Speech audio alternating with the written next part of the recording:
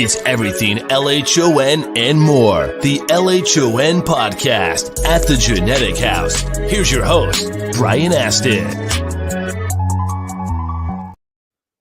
Hello, everybody. Welcome to the Genetic House. In this video, we're going to talk about mental health, and I'm going to reveal not one, not three, two things about myself in this video. So stick around till the end. Make sure you get all of the cool content. Have you noticed that all videos on YouTube start out kind of that way? Have you heard of ChatGPT? So artificial intelligence is taking over the world. It's awesome. I've been enthralled in it, just in depth in everything. Image creation, voiceover, chatbots, all of it. And I've been just down a rabbit hole for a couple of months. And let's retry that because that was kind of ridiculous. Don't do that. Where's my mouse?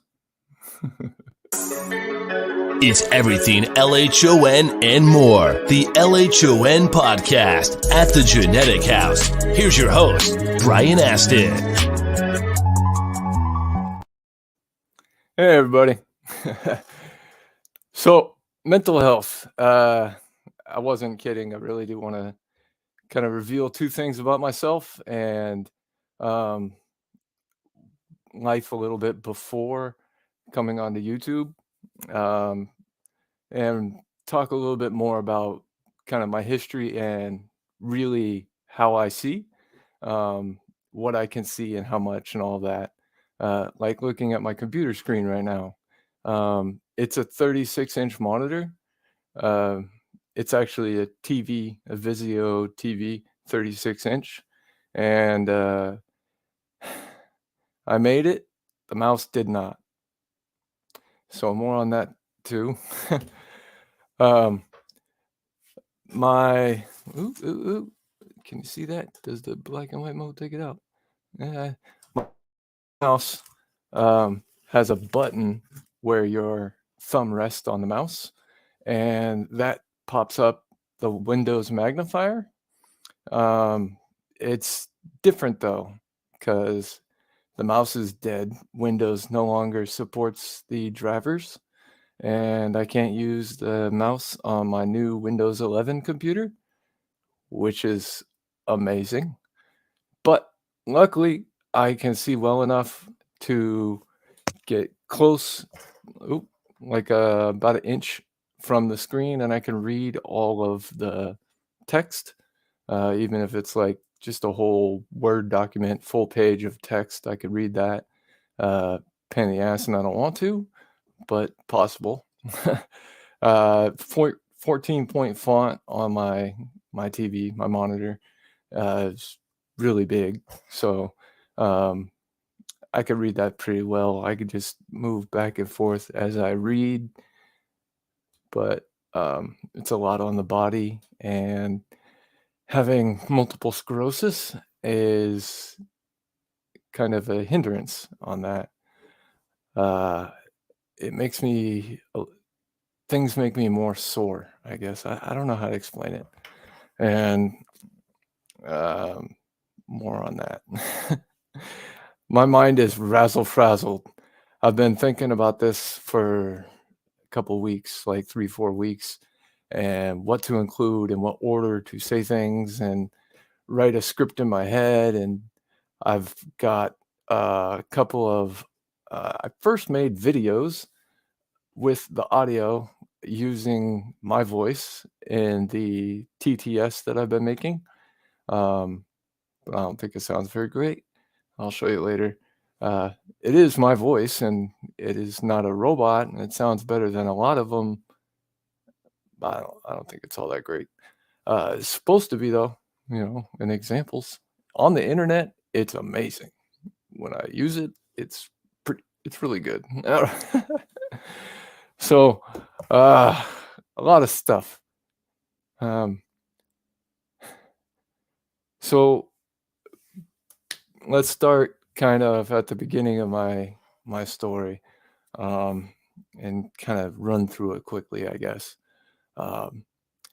When I was 17, in 2000, my dad was killed by a drunk driver, in a car accident, about 2 weeks into my junior year of high school, and I basically became a dropout loser. I don't know, I didn't go to school really.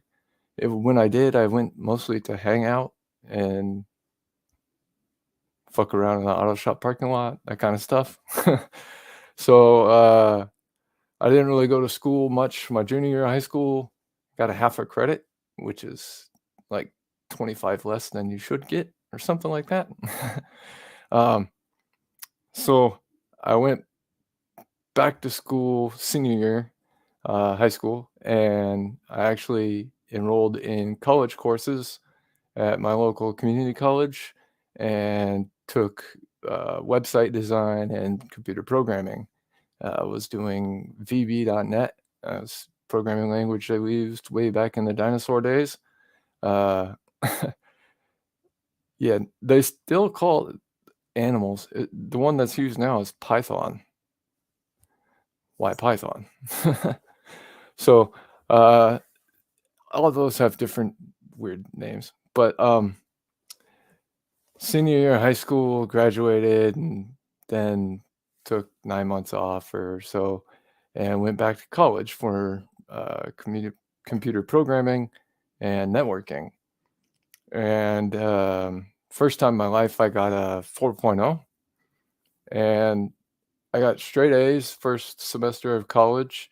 And 2 days into my second semester, my vision went out in my right eye, just out of nowhere. So that was on September 16th, which was the 2-year anniversary, or 4-year anniversary, I'm sorry, of my dad dying in a car accident.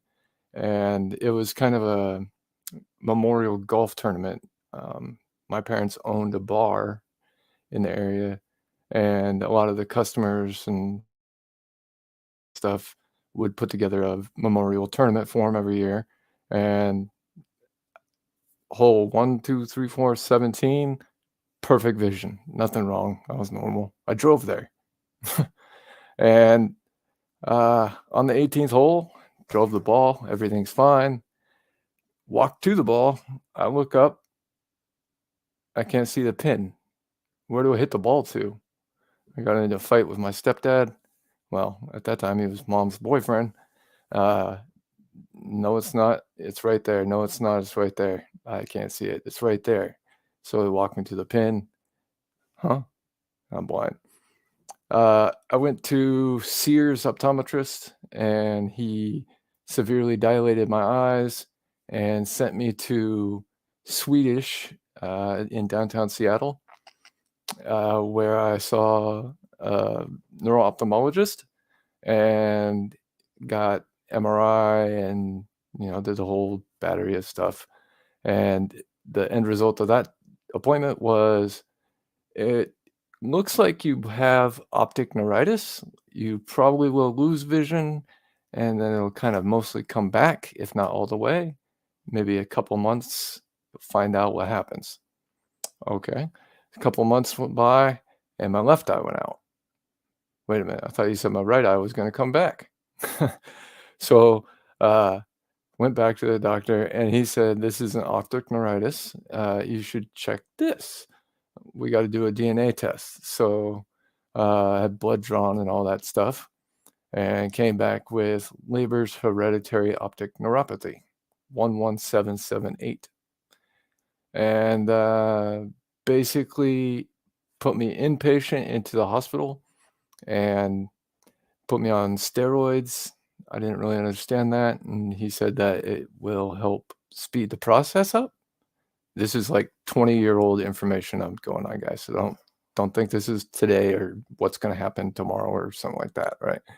Uh, basically, I spent 3 days in the hospital looking over downtown Seattle and the Puget Sound waterfront and everything, watching ferries go by and the shipping containers. It was awesome. And day by day, I could see less and less of it. And so a couple of days, they sent me home. And then I went to Washington State Department of Services for the Blind Vocational Rehabilitation Center. Holy mouthful. So DSB, first part is what they call it, Department of Service for the Blind. And then I don't know if they had a Voc Rehab, I don't know, Vocational Rehabilitation Center. So learning life skills like how to use a white cane and read Braille and use a computer and cook and sew and all those different things. It was set up like a high school, kind of first period, second period, and so on. Oh, I keep knocking that over. Ugh. So, oh yeah, and I hated this. I hated it. I told her, so one of the classes was Braille, and I didn't like Braille. I don't want to read with my finger. I just went blind. I've been normal for 19 years, and now you're telling me I got to read with my finger? Arr. So that was depressing. And I just said, well, if I have to learn Braille, I'll learn all of it in 1/4. So that was like 4 months. About 5.5 months went by. I learned first and second grade Braille, and I don't know, I could read it fairly fast and make it out. I didn't get an F in the class, I guess you could say. So graduated from that, and then this is part of the problem with this. There's a lot of things that I have. It all ties in together. This one is just something can grab you by the heart and just fucking step on it for decades. That's what I think this would be.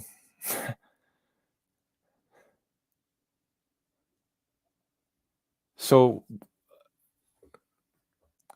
when I was 17 and in high school, I was a junior in high school, and my dad died, and a couple months, whatever it was, a short time went by. And uh,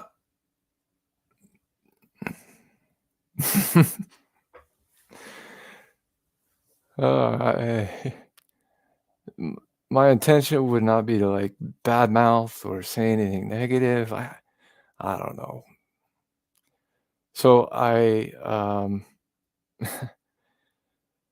was in the hospital, or not in the hospital. God damn, I don't even know where I'm at right now. She's still fucking my brain up. You know what I'm talking about yet? So junior year of high school, I was in the library. I don't know, just messing around because I probably wasn't going to school or class much. And I was just kind of walking around, and there's this girl sitting on the couch. And I don't know, she was talking with her friend and reading a book, whatever. But yeah, I can, like Picasso can paint an image of that picture, a picture of that right this instant. I fell in love with her that moment. I never told anybody this. I keep fucking that up.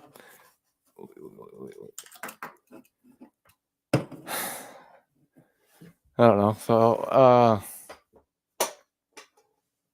never really told anybody this story about like how I came to just infatuated. I don't know. It just madly stupid, young, dumb, and in love. So anyways, walked by a couple times and try not to look like a weirdo creep. And just like, kid, check her out, whatever. So a couple days go by, and I was in my car, my Volkswagen. I love this car. A Volkswagen Golf, 1996 Volkswagen Golf. I love that thing. So I was in my car. I was just driving by the turnaround by the cafeteria, and there she was. So I just revved the engine up and I said, "Hey, yo, Breezy." That's what they used to say in like 2000. So she came over, we went to lunch, and then dated off and on a little bit junior year and kind of not really much senior year. And then we're about to graduate, high school senior year. And I seen her at the hallway,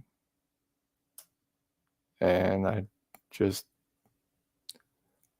had to talk to her before we were just gone. I'd never see her again. So, talked to her, hung out, whatever, and that was, the end of June. Well, in June, and by September, she was living in my mom's house with me. We lived downstairs, and young kids living together.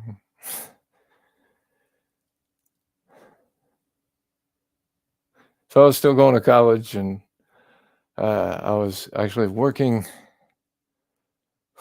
at my mom's bar, being a janitor. I was, cleaning it every morning before it opened and everything, and then I would go to school. And eventually, we bought a condo. I love real estate. It's been my passion since a long time. But, stuff like that's hard, and things just kind of move on and whatever, life. So I found a good place to buy. It was a foreclosure, and it wasn't in very good shape. It had pink carpet and lots of stains, bad wallpaper, and no appliances, and it just wasn't very good. So I remodeled the whole thing, and we lived there for a couple of years, about a year and a half, and then I proposed. So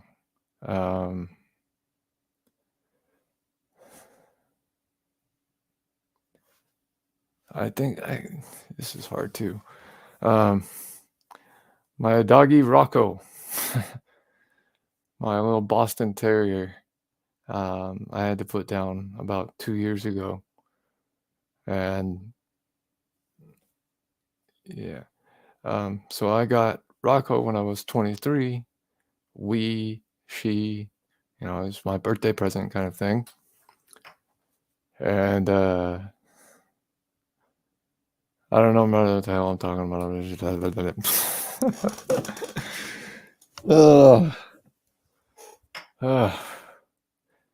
So yeah, I used to be married. Let's just stop that and just cut it because it's breaking my brain. Like, stuck and broken in 2008. I say 2008 because that's when I left her.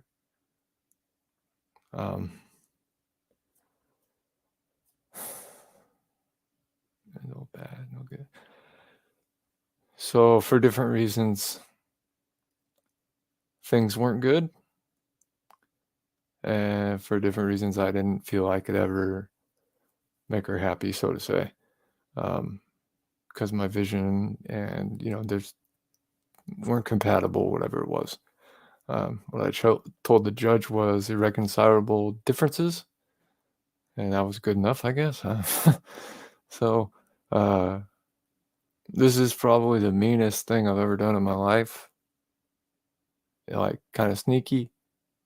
I'm not a sneaky guy. I can't even say the word sneaky.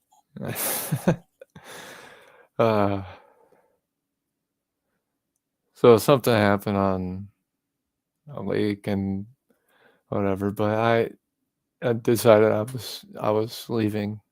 I was done, and I knew I could never leave, and just we decided it's done and that kind of thing. So Um,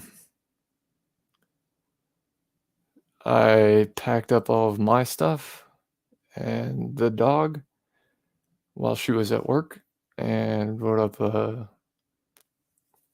piece of paper that said that I was taking these things and we're getting a divorce. And when she walked through the door, I basically brought her to the kitchen table in our condo and gave her the piece of paper. I think she read like 2 words of it and just scribbled on the whole thing, and I don't remember, just looked at me or something. I just got up and left, basically.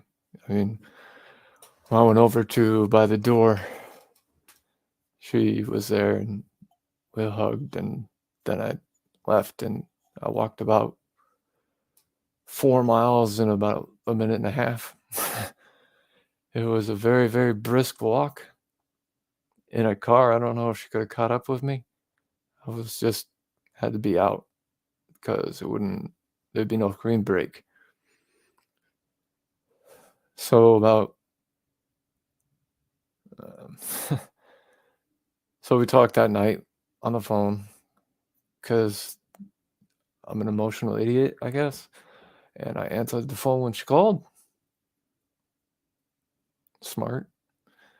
You act like an asshole and you do all that, and then you answer the phone. I guess that's, the way to go. So we ended up kind of trying to work on it for 8 months or so, 6, 8 months. Well, I'll give you exact dates. August 29th, August 31st, I left, done. February 26th, we were completely done. So 6 months? No, it's not even 6 months. It's 5 months. Damn. So we tried to work it out for 5 months, but that didn't really work out at all. Yeah. So that's I was married. Cool. Yay.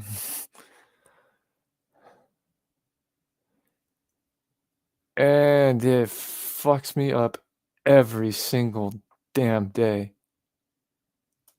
Every single thing, every song. Well, not every song. There's new songs. New songs don't remind me of her, but like all the cool songs that come on the radio, I think are good because they were popular when I was younger, I guess. Everybody's like that as you get older, I suppose.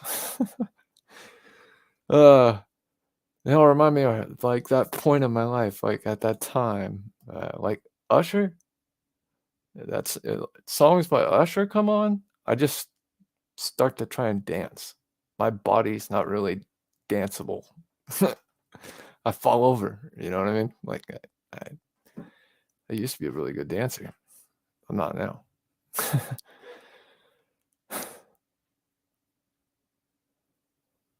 So, yes, I was married and I still think about her in some aspect pretty much every day.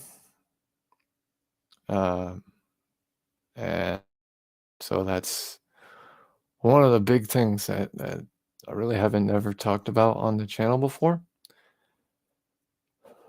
And it's like I said, I've been just mulling every detail and way to structure this video out for weeks. That wasn't really supposed to come out until a lot later. Hey, camera, I needed to tell somebody. Yeah, so fucking crap.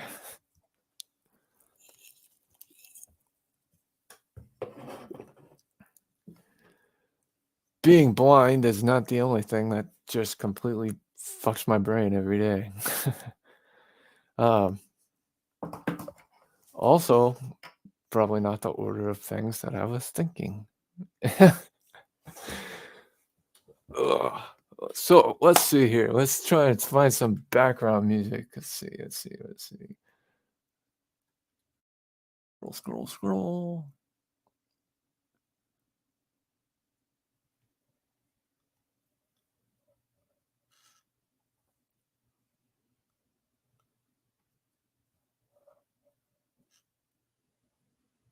Here we go.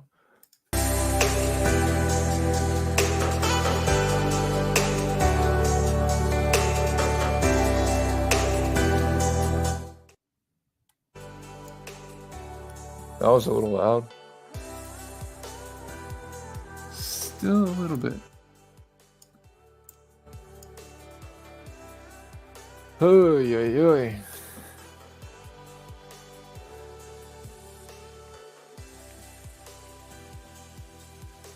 So I've also gotten some requests kind of to more describe in detail. It's still a little loud. This thing sucks.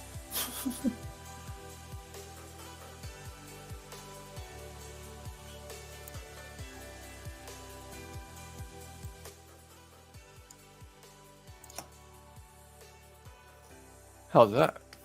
Seems better. Oh, first times. All right, so gotten some requests to kind of describe my vision in a little more detail and how I see, and I guess I'll kind of go over the not necessarily timeline, but more bullet point, I guess. So in 2004, I first went blind, and one eye, then the other eye, then blind school, then life, and bought a condo and marriage and all that. Then I left her, lived cool, fun life for a couple of years, started a clothing company, EC, did all that fun stuff, and then my grandma had dementia, Alzheimer's, and my mother, my stepdad, and myself all essentially abandoned our house. When you don't live there and you don't make payments, you just abandon. I don't know what to call it. So we moved into a different house with her and took care of her till the end of life.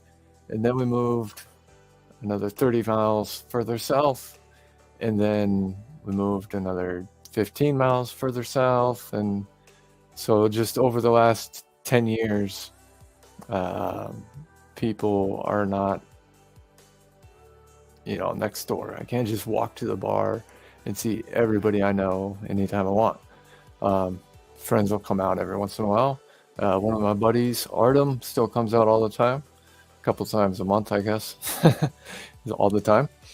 But better than once a quarter? I don't know. So the way that I could see, back when I first went blind, my left eye was my bad eye. So looking out of my left eye, I could see, I'm trying to remember back, little bits of color and light, maybe more light than color. Very little vision out of my left eye back in the day. So it really wasn't usable. The way I use a phone now, I have a 12 times magnifier, and I put that up to my eye, basically inside my eye socket, and then I put the phone up to my face and move the phone around, move my face around, whatever, to read kind of a couple letters at a time. So that's one thing, is back in the beginning days, my left eye was basically unusable. And now, if I cover my right eye and just use my left eye, looking at the computer screen in front of me, or 36-inch TV, I guess, I can't really see me. Right now I'm looking at me on a YouTube video, basically. Same thing you're looking at. And I just see me on screen. So I can't really see myself. I can see a little bit of the outline of the window of the video, kind of like the dark borders of the background that I have. But the background of the web page that the video is in is white. and I can't see any of the text from this far back.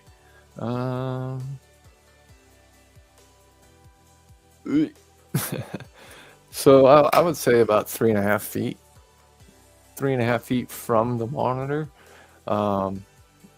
with just my left eye. I can see a lot of the white, and I can tell that there is color in the middle where I'm at the video, and see kind of the size and how big it is just using my left eye. So just using my left eye, it's usable. I can get around. I can't drive with either eye or with help. On the beach, I can drive, but I can also run into stuff on the beach.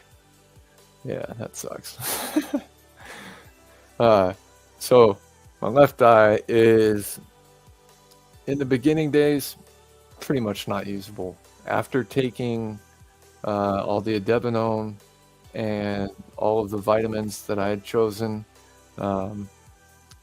I'd say in total I got about 30% of my sight back. That's just kind of my estimate as to what I can see now versus what I could see before. Now, when I cover my right eye and I just look with my left eye, what I can see out of my left eye now is pretty good. I mean, I can't see the detail of myself on the screen, but like I can see the outline of the video and then all of the white around it and how big the monitor is. And I can see, wait, lift up, wait, there's a t-shirt on it. Wait. My parallel bar. I got a big yellow bar right here. So with just my left eye, I can see most things.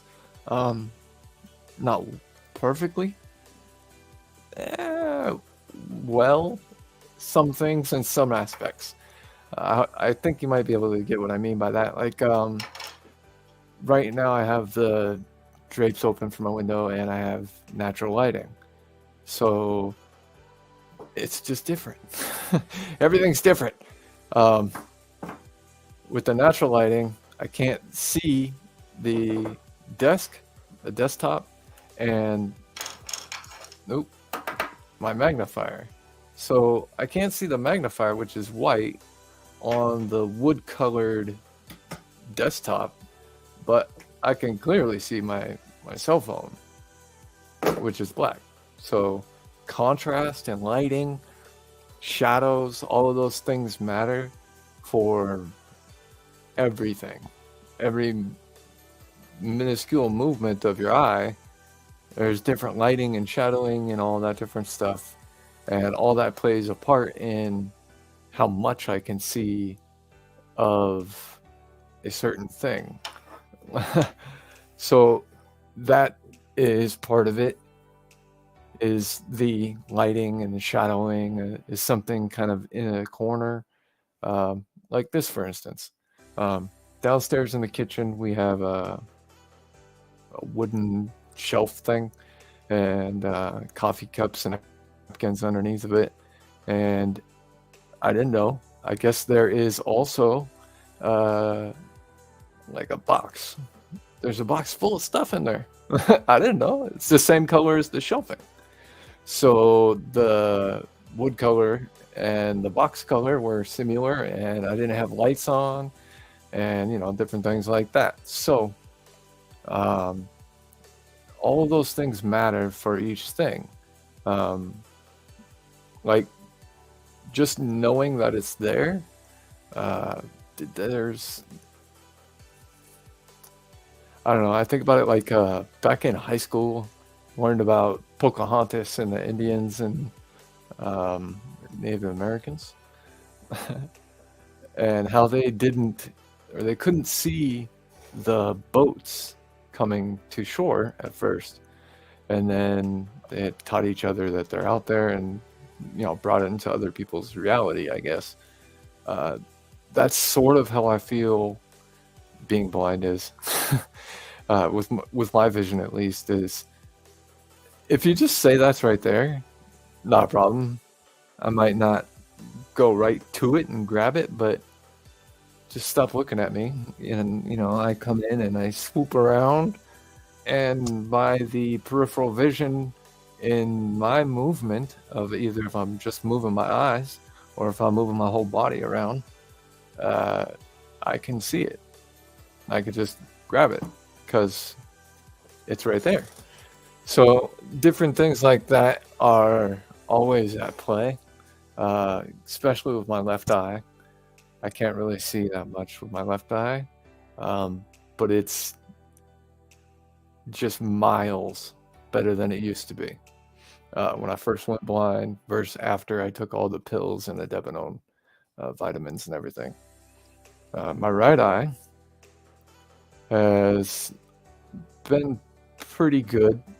Been able to, well, I wouldn't say pretty good. Comparably, yes, pretty good. So the vision in my right eye, I would say, used to be exactly like the vision in my left eye is now. So my left eye, which I used to not be able to see anything out of, right? Now I can see some stuff pretty good, which is a lot. It makes a huge difference. And when the colors come, that was mind-blowing. I play pool, billiards, and I couldn't really see the colors.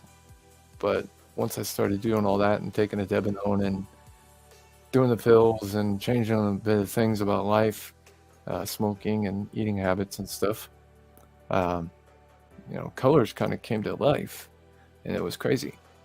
But the right eye used to be how my left eye is now, I guess I could say. So my right eye used to be pretty crappy, but usable. And now, I can't give an exact number, visual acuity, about 2300, 2250. Ruth at the Bascom Palmer Eye Institute is who told me this. Let's not blame her. Blame her. I'm just kidding. So I was trying to find out what the numbers are, because everybody's got a different way of expressing it on plus 20, or I don't even know what that is. So the vision in my right eye is a little worse than legally blind. Still can't drive. When I am in the front seat, passenger seat, and driving around, I cannot see the street light looking up across the intersection at all. And then when I get to the intersection, the crosswalk on my side, I can see the whole light housing and everything on the other side, up in the air. And then when my vision started to get better and all the colors started lighting up, I started being able to see red and green inside the streetlights.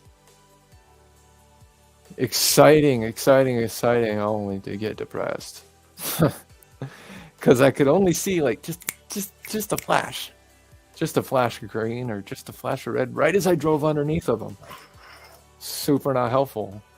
I mean, unless you want to just run every red light and imagine it was green.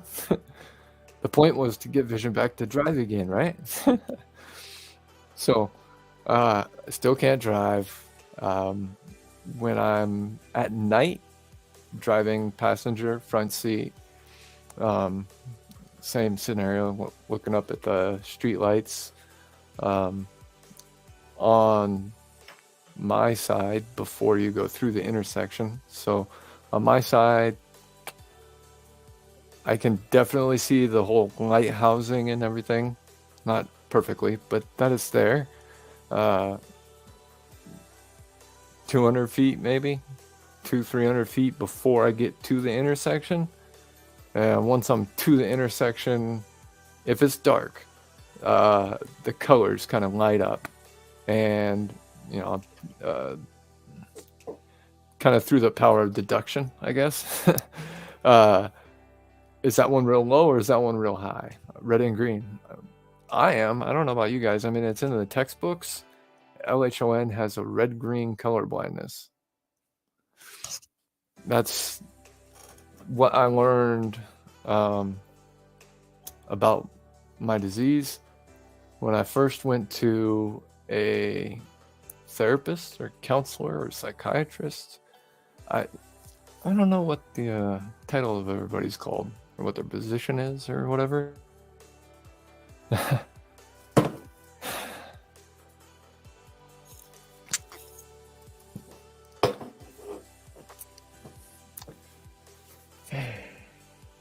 So right after I went blind, I went to DSB, and part of that they were offering to pay for counseling. So I went to see a therapist or however his whatever. And basically the only thing I learned or got from that or benefit or however you want to put it was he picked up the textbook one time and read that I'm red-green colorblind, and I was like, is that why I can't see poker chips no more? So yeah, red-green colorblind, I don't know. That was not my first experience with therapist. So junior year of high school, after my dad died, my mom got me to agree to go to a therapist. I don't know, it was some old guy and not relatable, and I was a 17-year-old kid and whatever.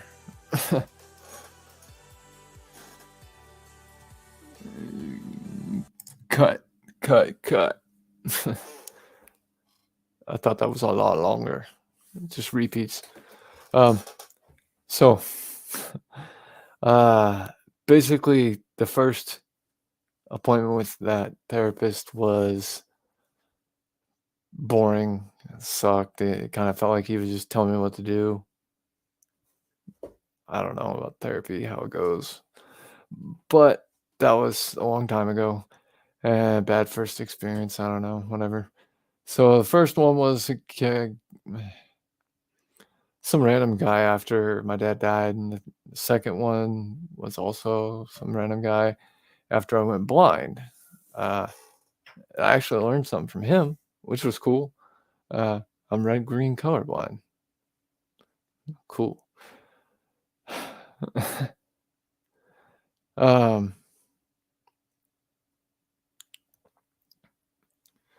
In high school, I guess I've always been an angry guy.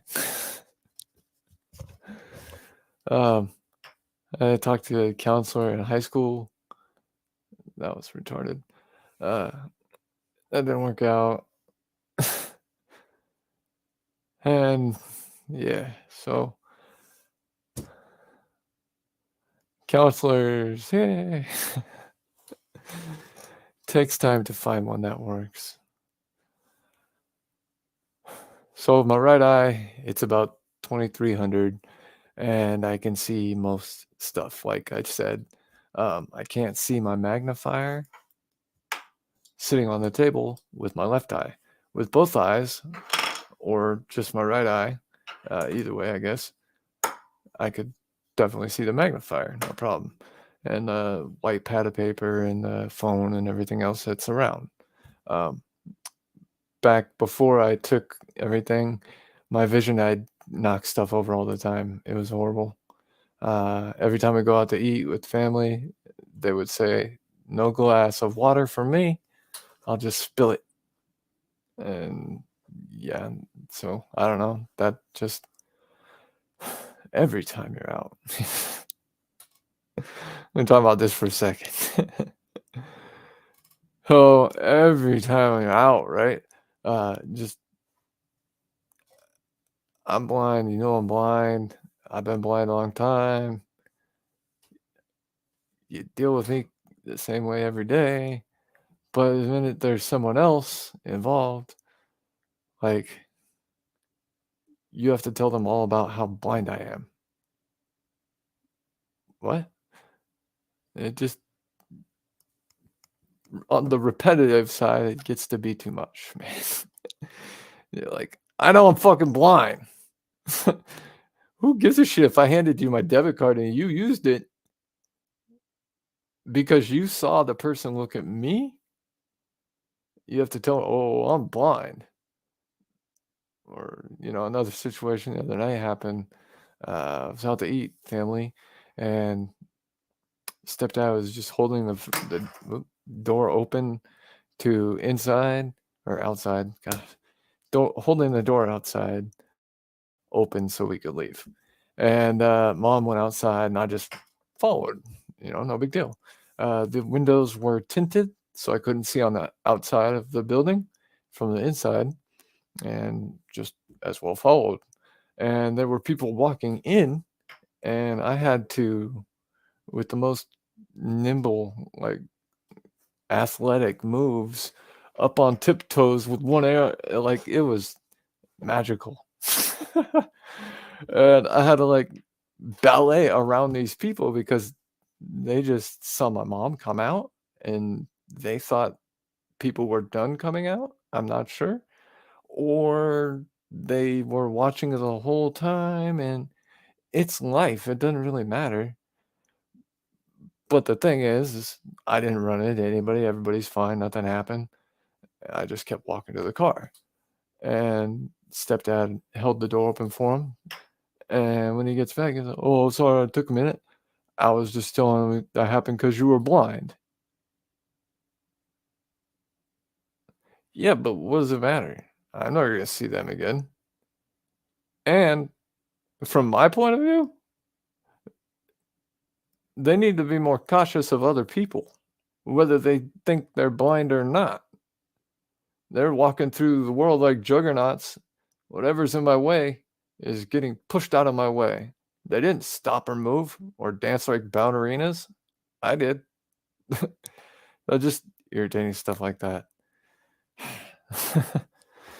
When it's just repetitive, over a long time. So just irritating things like that can weigh on you.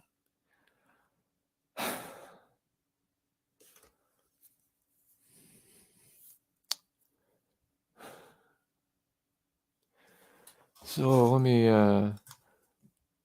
what I call, another way that I see when I watch TV, and I've always done this from when I first went blind to now. Right now, this room, I got the background on. You can't even see. Wait.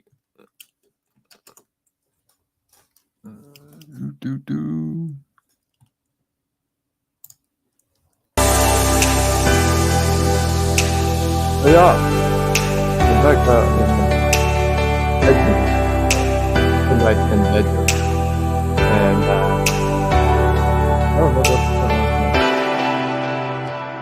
on.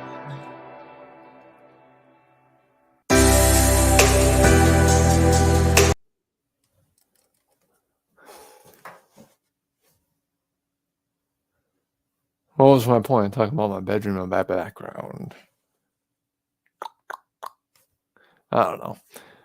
Anyways, I'm thirsty.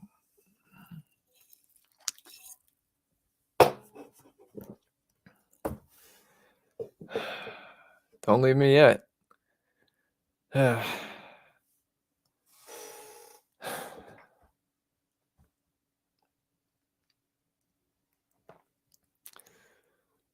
So, so in 2016, well, no, in 2013, there's so many things I have to keep going back. 2013, I was diagnosed with MS, and I had to drop out of the Bascom-Palmer Eye Institute study for gene therapy cure for LHON 11778. So I was in that study. I went 4 times. I didn't receive any treatments of any kind. It was just testing and stuff to build information. And they were going to give 8 to 10. It wasn't really exactly decided on back then how many people were going to get the treatment, how many people were going to get a placebo. So kind of with a little bit of intentional pun, blind faith, went in with I'm getting half the vision back and that'll give me the rest of the back and I'll be driving. Right. So that was tough because I put in a lot of freaking work.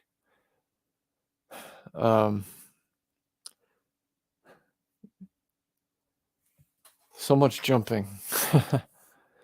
I shared this link to this video on the Facebook LHON group page. So there might be other people here who haven't been to my channel before or haven't met me. And that's kind of the reason why I'm recapping in a sense.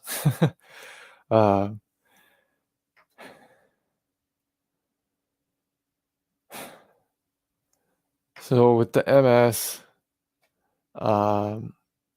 basically had to drop out of the trial and everything I went through to try and get vision back. I got maybe 30% of my vision back. I was taking 1,500 milligrams of adebenone per day because there's no set value or set amount, or the issue of adebenone makes me very angry. In a good way. Angry that we don't have just free, unfettered access to it like when I was taking it. It was around $20 for a bottle of 60 pills. There were 500 milligram tablets. So that right now, well, I can't say right now, but in the last couple of weeks when I've looked, I can't even say the name of it, FNFX? Yeah. They are like $160 to $180. That is insane. That is insane. I've had like athletes and stuff contact me on my YouTube channel. That's another thing. I knew people. I have had this channel since 2011, and I believe there are 86 videos. So when I'm talking about taking all these pills and stuff, those are like the first 20 videos on my channel. And, real informational about what I take and how much and all that. And all the vitamins and stuff. And actual video footage of me at the Bascom-Palmer taking all the tests and different things like that. So I've been making YouTube videos about LHON for quite a while, since 2011. I think it was either May 13th or July 13th. I can't remember. But there are a lot of videos on here or on my channel to watch if you're just interested in watching some LH1 stuff. I don't know.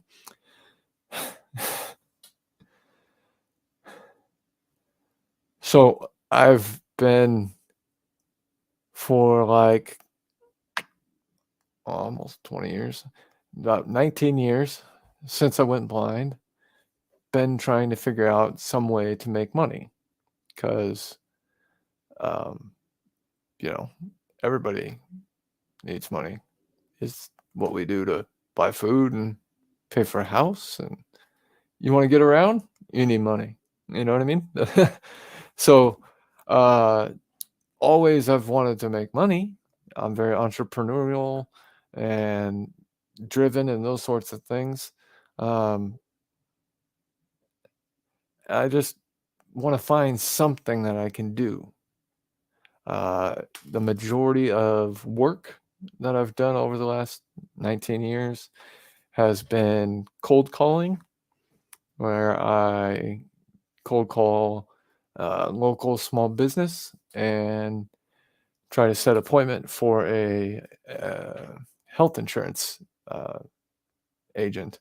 And then he goes out and sells health insurance, and I just keep calling and calling and calling. I've probably made a million cold calls. Um, Not anymore though. Multiple sclerosis has kind of ravaged my brain a little bit. That's part of the reason why I have a hard time coming up with these videos, or um, I don't know, just think of the last 10 minutes. Have I talked really good? Really, see, really well? Have I been clear? Have I been energetic? And like, yeah.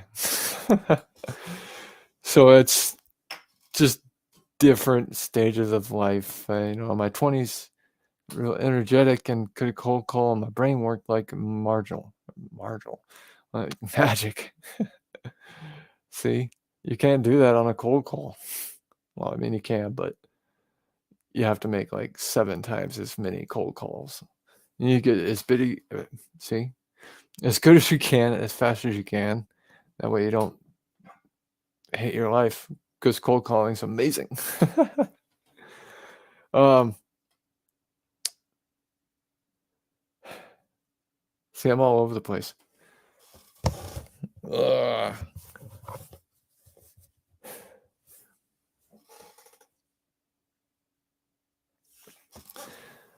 I think I want different music. You just zoom in, lean in on the monitor.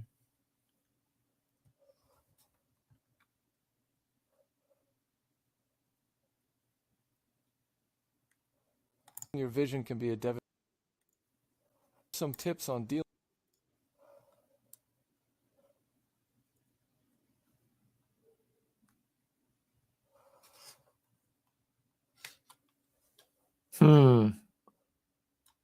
StreamYard.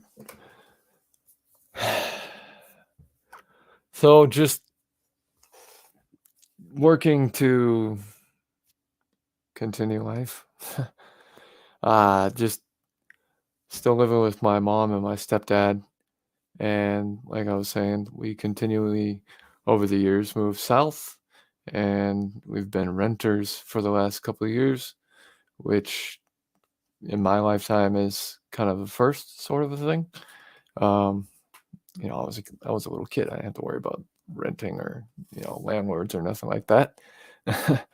So, just the pricing and the housing market and everything else, we keep getting kind of priced out of the area. And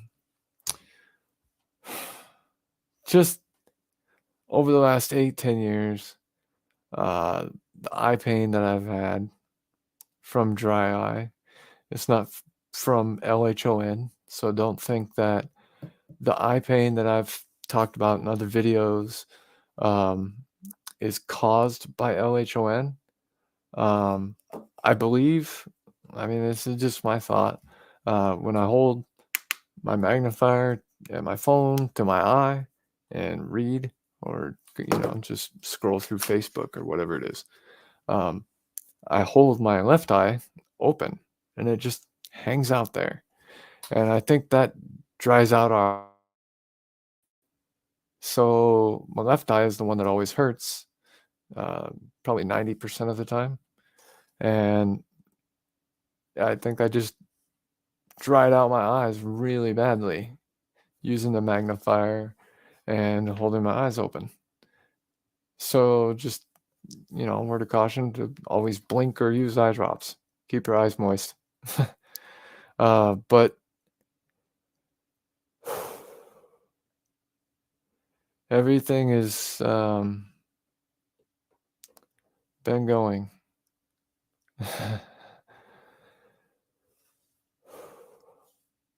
So over the last couple of years, well, even farther back than that, because it's been 2 years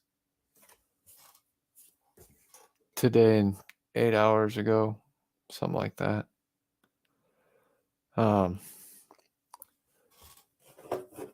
Basically, over the last 5 years, I've just become more secluded in the fact that I moved away and then moved away and moved away. And now I'm on the county line, as they say. Like, there's no bus either from King County that runs up here or from Pierce County that runs up here. It's just like an in-between zone.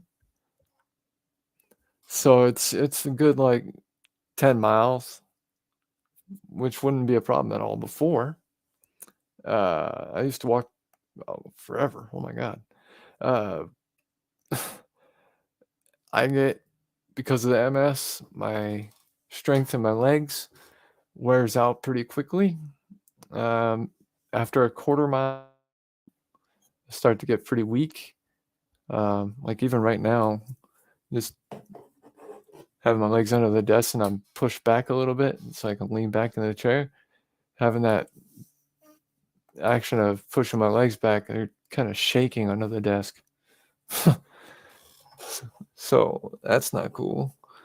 Happens all the time. If I just lift my leg up and don't have any pressure, it just like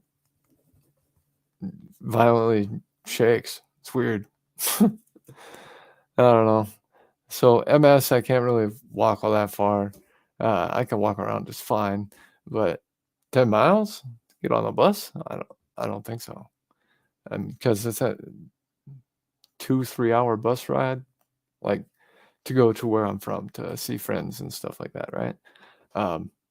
It's not really a feasible thing. So just as life has gone, become more secluded, I guess. I don't know, that kind of thing. But also the dry eye, the eye pain that I've had for years, has kept me away from anybody. Like even like 2 weeks ago, buddy Artem called me and said, "Hey, you want to go here? And we got league and it's a tournament and whatever."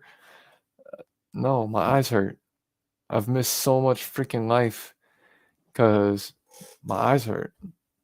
I need to be in complete darkness and just shut the world out. No sound, no light. Definitely no light.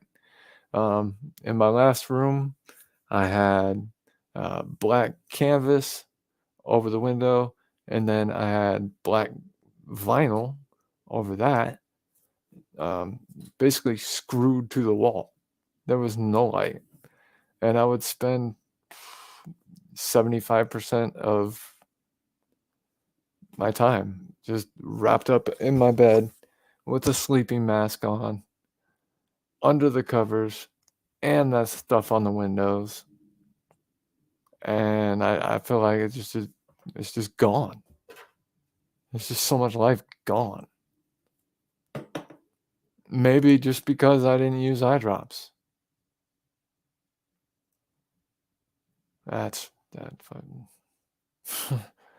because I did what? So, ladies and gentlemen, keep your eyes moist. I've missed like 70% of the last 10 years of life. Not I didn't have to. I've had to quit jobs. I've had to miss out on fun events. Relations with the other.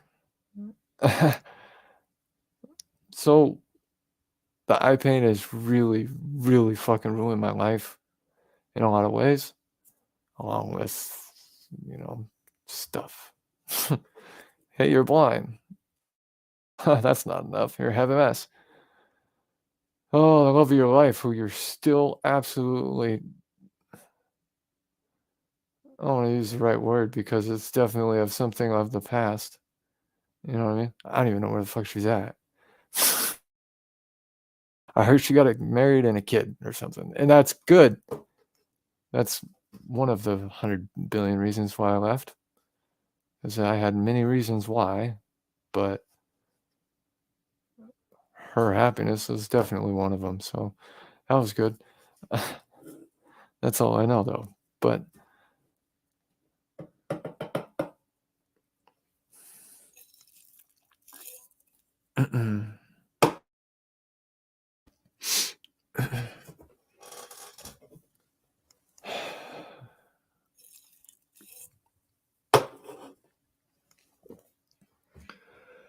oh man, yeah, that still gets me bad. I can't fucking.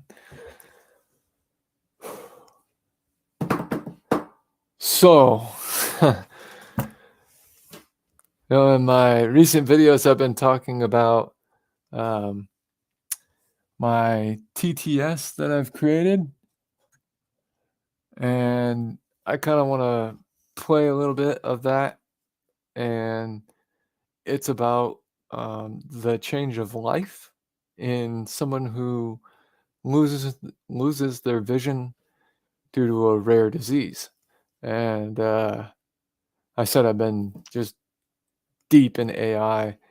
I had ChatGPT write me this.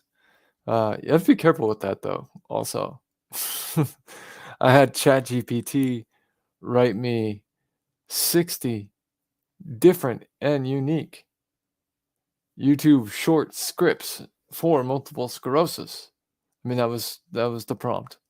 And besides the name and the age, they were all the exact same thing. So if you read the first word of that thing, you're like, oh yeah, I got a whole bunch of the different ones. Nope, it's all the same. So AI has a limit to creativity. This right here, I'm talking about it. Look at the background if you can.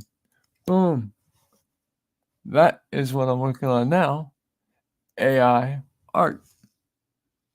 So using Midjourney, Stable Diffusion, Dolly, Alara, Mage. There's so many different text to image.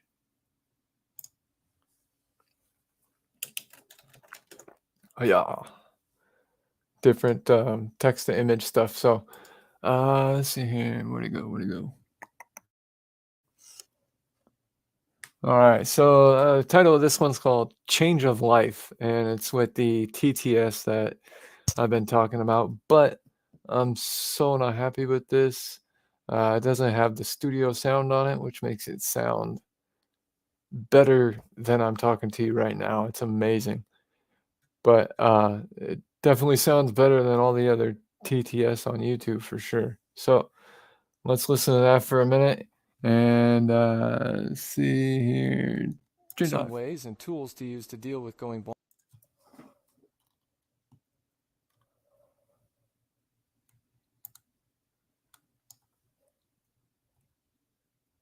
Mind and the change of life. There are several ways and tools that can be helpful for individuals who are dealing with going blind and the resulting changes in their lives. Some specific strategies and tools that may be useful include assistive devices. There are many assistive devices available that can help blind individuals navigate their environment, communicate, and complete tasks. These can include braille keyboards, screen readers, magnifiers, and audio books. Transportation. Depending on the individual's level of vision, it may be necessary to find alternative transportation methods. This can include using public transportation, hiring a driver, or using ride-sharing services. Home modifications. So using different aids and stuff.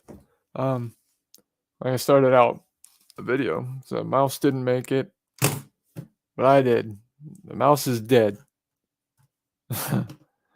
So Microsoft no longer supports the drivers for this, but thank God I can see just well enough to get very close to the TV to read, uh, everything on there.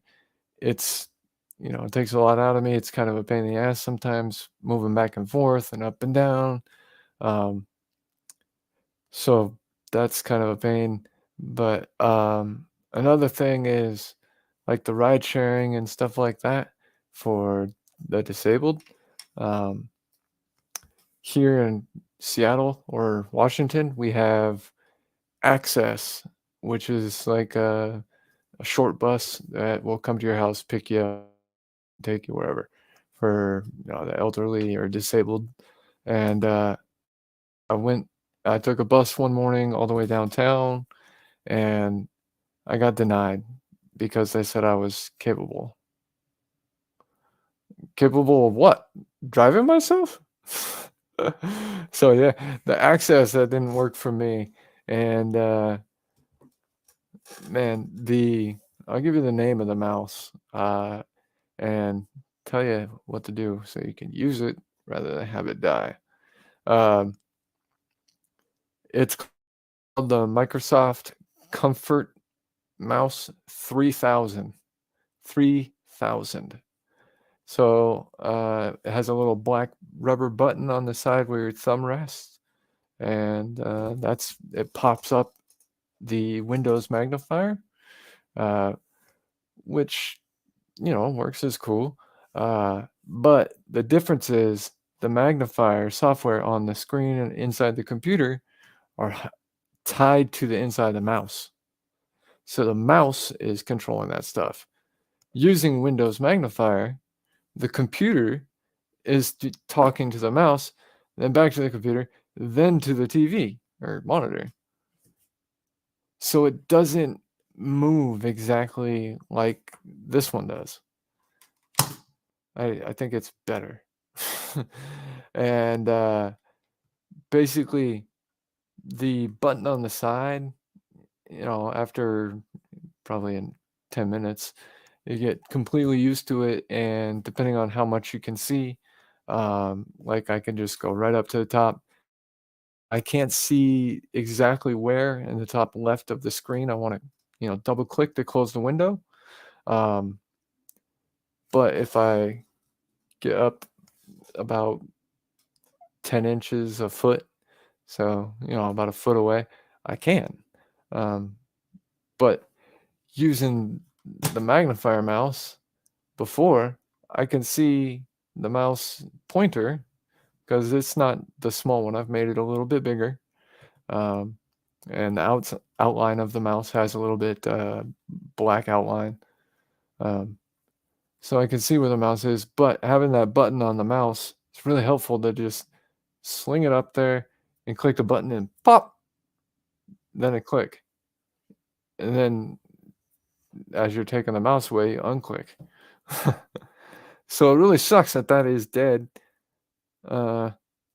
because here's why. Windows 11 no longer supports the drivers. I don't know what my last computer was. I think Windows 10 does, but I can't say for sure. I know everything before Windows 10 does. I don't know. It's just old stuff, but it worked really good for me. I think if you have an old computer, it's worth the I don't know, $30-$40 to try. But definitely a piece of equipment that's already being processed out of will ever work again. And I can't find a alternative for the mouse. So yeah, the mouse didn't make it. The mouse is dead. Actually, I'm getting a brand new mouse today from Amazon, from Microsoft. Oh, it's a wireless mouse with no button on the side. For 19 years, I've been clicking this button on the side and, just and shooting around the computer screen and flashing on, flash off, on, off. And now I touch that button every time I put my hand on the mouse, and I'm like, click, click, click, click, click, click, click. It doesn't work. It's dead. You're dead.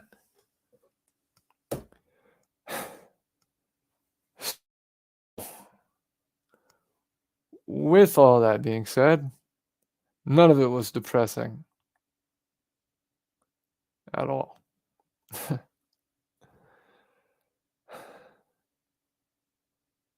And how do I say this? A book.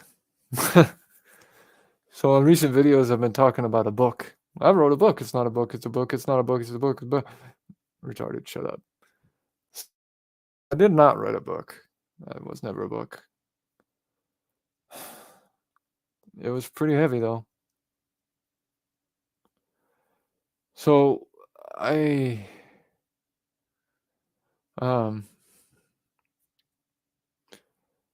the timeline of my life, 17, my dad died.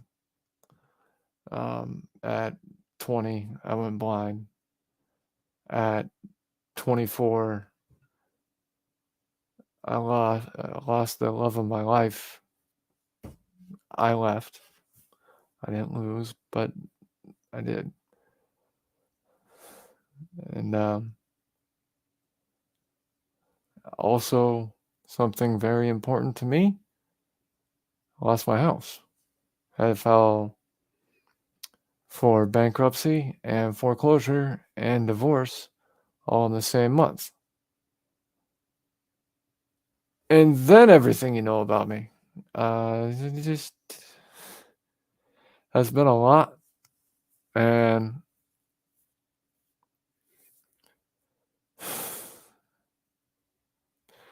so the book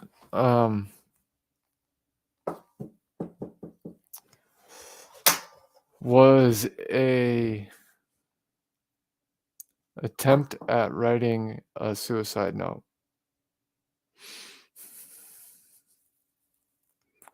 And shouldn't have done that. Don't do that, guys. But I don't know. I feel like I've just got so many things that have happened that weigh down on me all the time.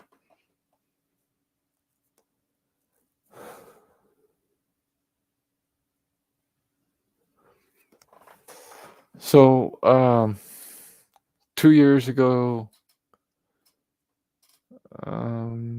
22nd, from about 11 o'clock till like 4:30 in the morning. So the morning of the 23rd.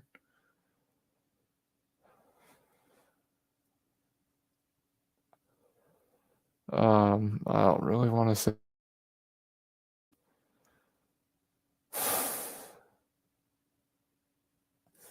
How do I explain this? Well, I mean, you guys already know I said suicide note, but how? I don't know. Well, I tried to commit suicide, and it wouldn't work. And I just kept trying and trying. It wouldn't work. It just made me feel more hopeless, and I don't know.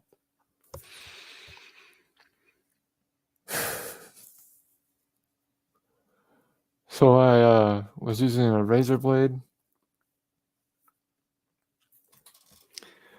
and like I said, I wasn't working. So I went out to left my room and got my gun that I put outside of my room.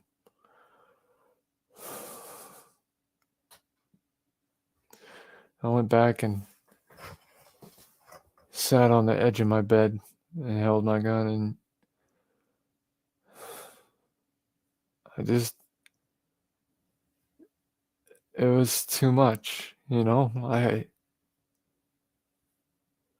so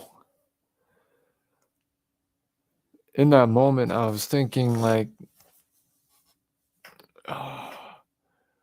my mom and my stepdad were both asleep, and that'd be a really shitty way to wake up your parents. I They had no idea anything was going on with me or any kind of, oh, fuck, terror, trauma, or bullshit or whatever I'm going through. I don't know. uh, I just, it's secret. Dealt with everything on my own, I guess, by not dealing with it. And that kind of just led to more being alone and despair. Like there was no hope.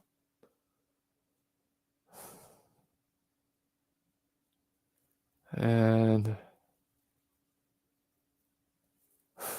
I was sitting there with the gun, and I just couldn't wake my mom and stepdad up that way. And, I would freak them out, and then they have to freak out over me and everything. And I don't know.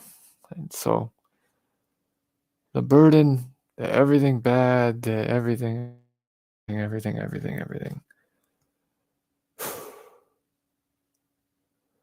So, a little bit of a timeline. Let me see here. Huh.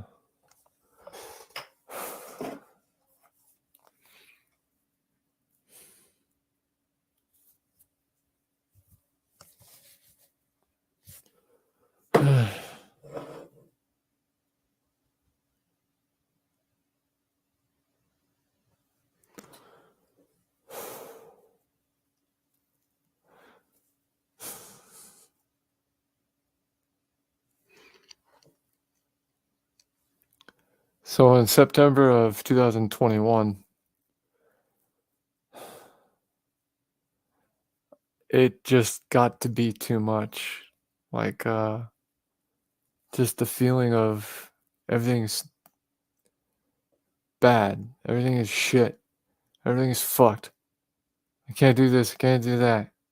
And it has to do with more than just my vision, not to downplay, just the things that are difficult because of the vision, but it is definitely harder to get into an area where you need to reach up and off to the right of ways. We're both blind and we both have to do the same thing.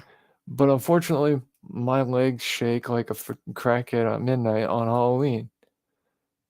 So I have to like figure out the spacing of, the chair between the wall and blah, blah, blah, and find a good bracing spot and kind of wedge myself into a corner and, different stuff like that. So I don't need to worry about my balance, because that's really what the problem is the balance.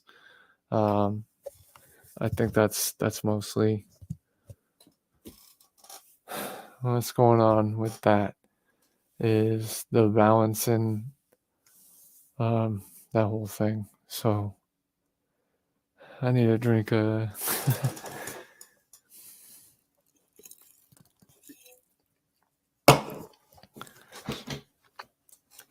oh, look at that.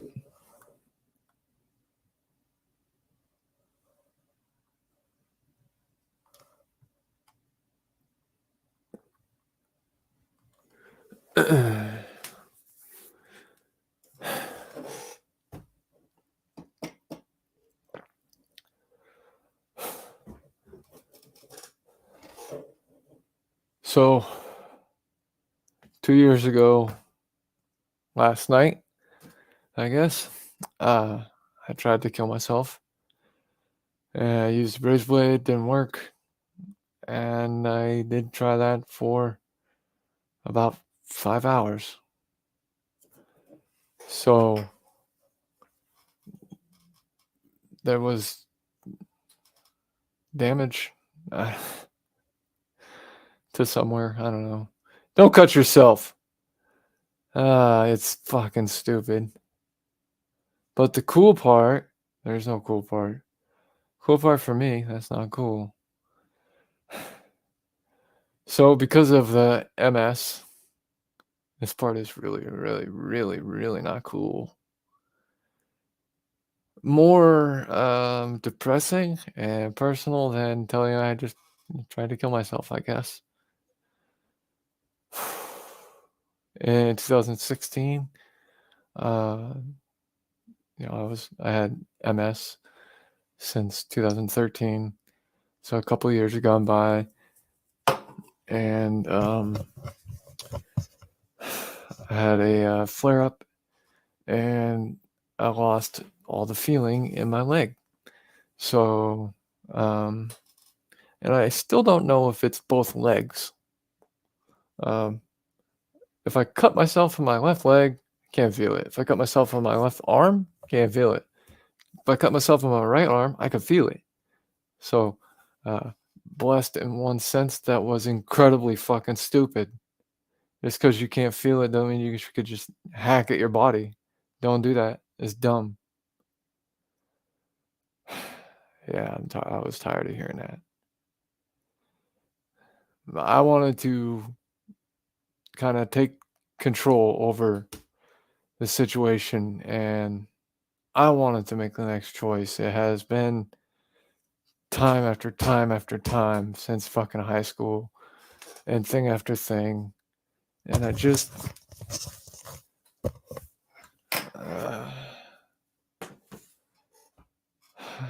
I wanted some sort of a control, or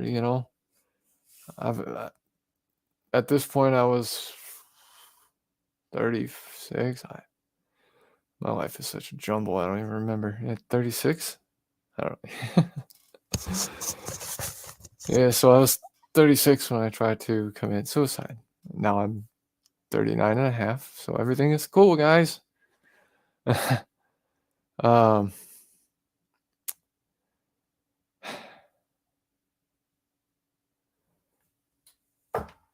so it wasn't working. When I got my gun, and I sat on the edge of my bed and kind of held the gun and thought, and cried, and all that sort of stuff. And then I went and woke my mom up, not with my gun. I don't want to freak her out. I'll just freak her out anyways. But told her that I just tried to commit suicide, different stuff like that. And, they woke up, everything's cool. Well, it's not cool. Right. It's hard not to downplay this stuff when trying to in my mind, I'm like, oh, it's no big deal. Don't worry about it. He tried to kill himself. Don't. He's not anymore. Moving on. But it's more serious than that, I guess. Oh, yeah. So I wanted to take control over, something that's happening in my life. And I wanted to end it. And that was the wrong choice. So it was about 5:30 in the morning at this point, something like that. And stepdad went to get bandages and donuts because donuts are awesome. So, sat in family and talked and everything, and that night went by and went to sleep and woke up, everything's cool. And then so the day after, they asked me, can we call the suicide hotline and see if somebody come out and talk with you? So I said, yeah. So somebody came out, and these two ladies, real nice, everything's cool, talked to me and everything, and they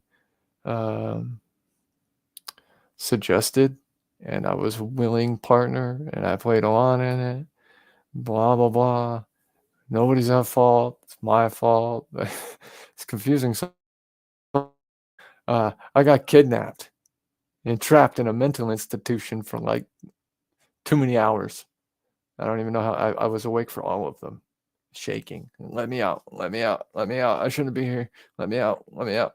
Yeah. They'll do that shit. Try and kill yourself. So if you try to kill yourself, hopefully it don't work, right? Hopefully it does not work, like me, because it's stupid. Hopefully they pin you up and they just keep your ass there like me. That sucked. I mean, I felt like such a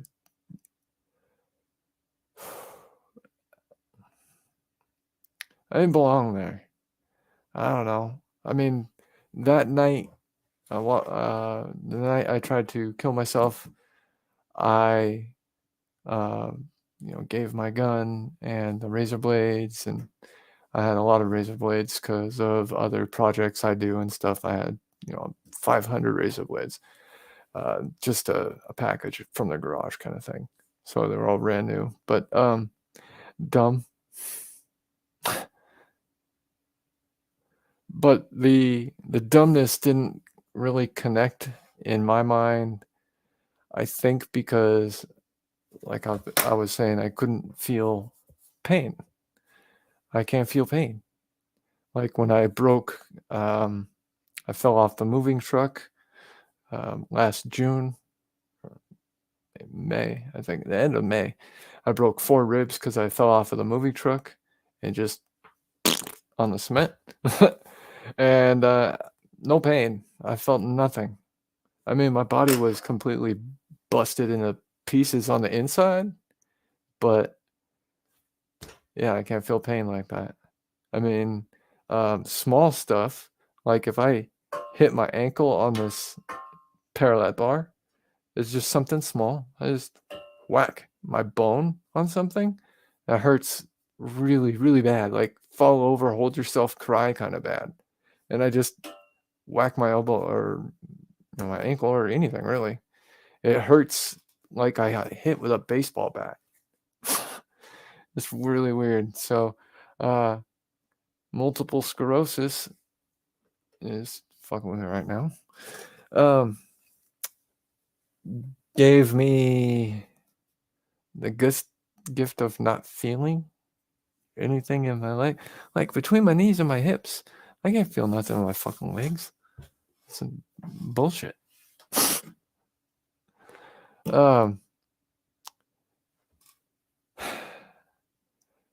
So I was at the hospital for, I don't know, hours or something. But I still feel this way. I was the worst 15 hours. I've never been kidnapped, and like there's a lot of people out there that've been to jail. They're like, okay, well, it's easier than jail. I'm never going to jail, bro. You don't understand. No. Put these on, sit there, and don't move and do anything until we tell you to lay down and go to sleep. I'm not cool with that. I need eye drops. I need a little bit of weed now and again. A comfy chair to relax in. A metal bed ain't gonna work for me, man. I gotta go to jail. Yeah, so that's what going to, I don't even know what to call it, the mental ward. That's what I call it, I guess. That it was horrible. I had no rights of any kind to put my clothes back on, to wear a hat. All the eye pain that I've been talking about, fluorescent lighting. Oh my God, that's horrible. What do they have in hospitals? Fluorescent lighting. What would they not give me? My fucking eye drops. It was tough being there. Bad. So, get out of there. And I actually did talk to somebody and get connected with the resources, uh, like the nice ladies who came to my house and I originally talked to, and they took me to the hospital and then bounced. Um, they told me they would give me some resources. I was like, okay, I guess we'll go. And you'll bring me back, right? Yep. So there we go. Brought back, got to stay there for like a day. But a counselor was really what I wanted to talk to somebody, and maybe dump some of my shit on. I don't know how counseling works and such, you know? So the first counselor or the first person I got matched up with, or however that works, it's nice. She's, maybe 30-year-old girl, or woman, sorry. And yeah, she was like an admin kind of. She wasn't the person who I was going to talk to. So then she passed me off to another person, and this person made dinosaurs seem like toddlers. She was 839,000 years old.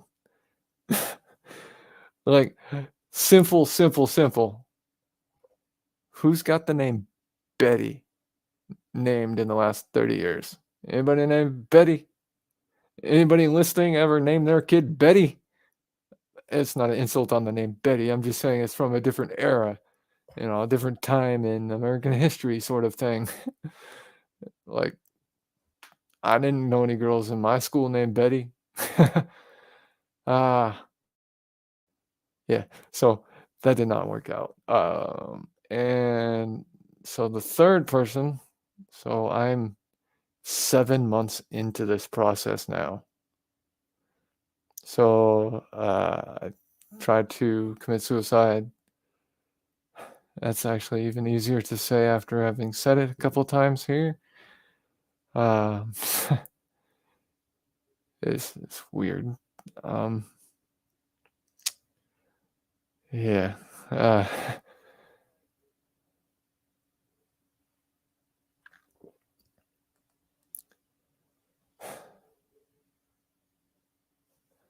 What was the timeline? Oh, hey, there's comments. Look at that. Hold on. I'm going to read real quick. I got to get off, zoom in.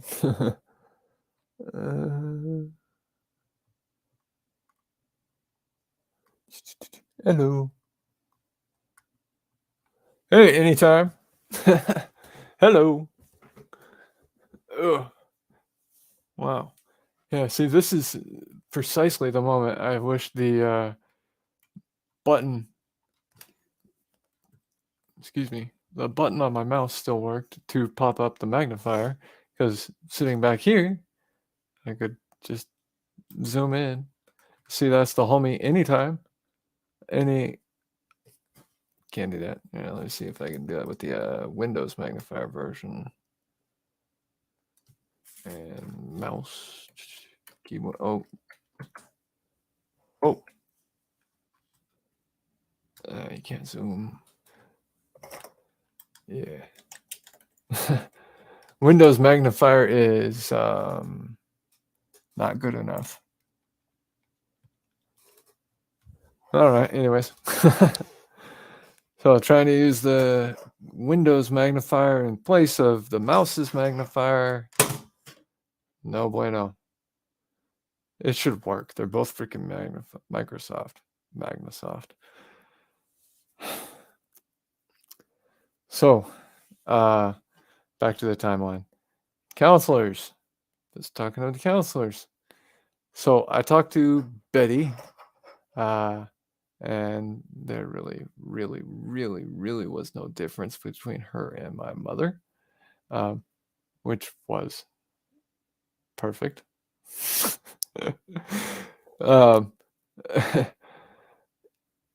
So then I just didn't answer the next time she called, and then I called the agency back or organization or whatever it was. I can't remember the name of it. It's through my health insurance, I believe. And talk to them and try to get matched up with somebody who maybe I could talk to instead of, you know, it's hard not to be a dick. I don't want to talk like the language of a dinosaur, okay? uh, oh. So that didn't work out with Betty. And I called him back and tried to, work with them a little bit and talk about what I'm looking for and what I need. And that was before I had the camera and the whole YouTube thing going again and all this different stuff. So it was just a phone call, just regular phone call is all I could do, is what I told them. And I got matched up with somebody who I think is relatable and, my age and all for certain reasons, who's maybe my age and maybe a different sex or this or that, or, you know, it was something I was able to work with before I get matched up with somebody, is like be a part of the actual matching, I guess, was what made it worth the shit. Because like as a kid, mom calls a therapist, whatever's closest. They go see them. Dad takes son to one on the other side of town, is a specialist and whatever. No real personalized sort of a thing. So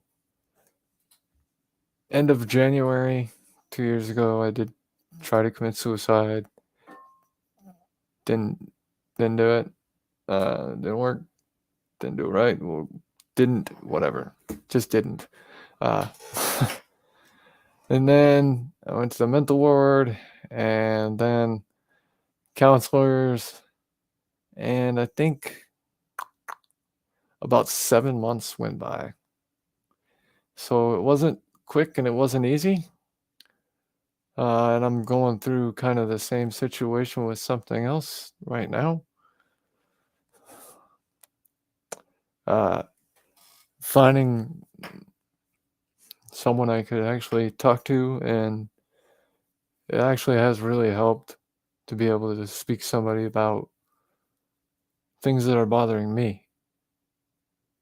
And because I was a part of that whole matching process, I guess I'll just call it matching.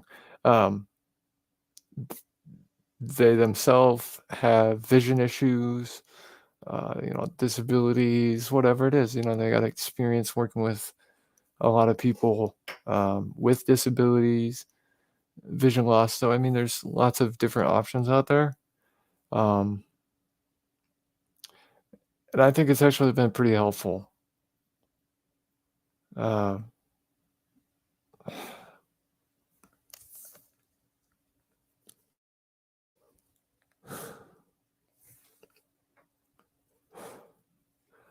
It's nice to be able to talk to somebody who really actually, is educated and knows stuff on the backside of what you might say. Like, I want to drive a pink car. Well, that's a pretty broad want. You know what I mean? And maybe if you have somebody who knows all about mechanics and where to get good deals, it's better. So that's kind of how I look at it, I guess. It's not that I'm a huge car guy or mechanic or anything. Random analogy. Working with the counselor to try to find different ways in dealing with things. Like I've said, in some of my recent videos, that I'm just an angry guy. I'm really, really angry. I'm fucking angry at everything. Everything makes me fucking angry.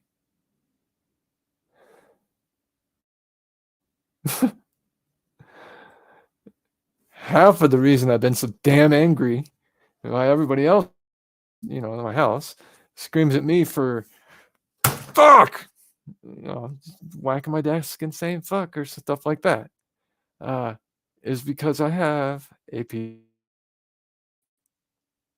I've been getting screamed at for years over a piece of shit computer. And it's not like I've ever really had 500, 1,000.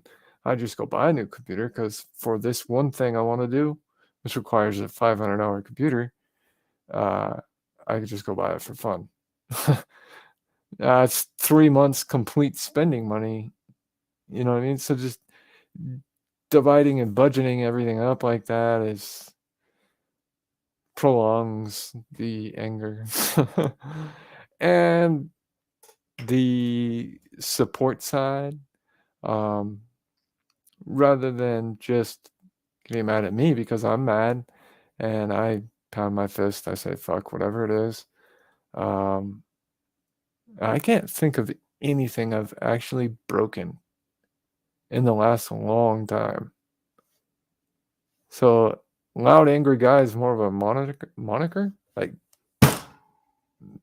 that's kind of almost mostly it. But working with somebody and my computer and the counselor, and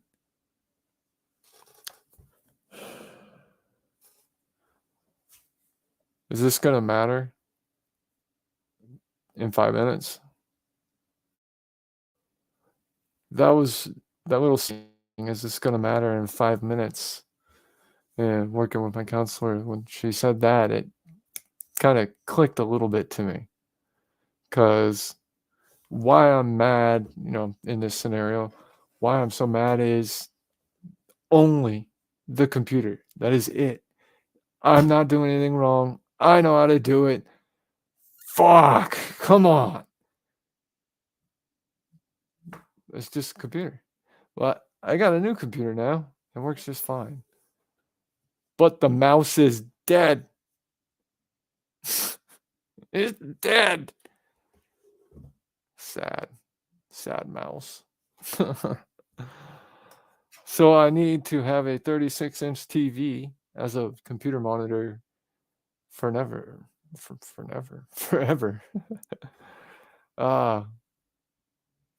Yeah.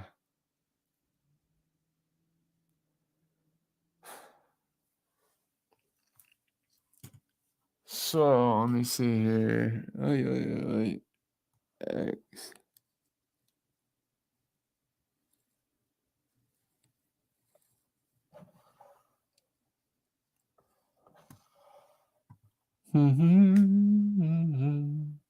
Aha. Here we go. Invite.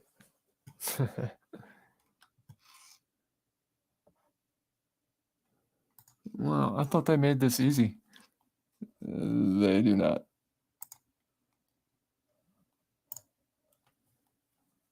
Alrighty, so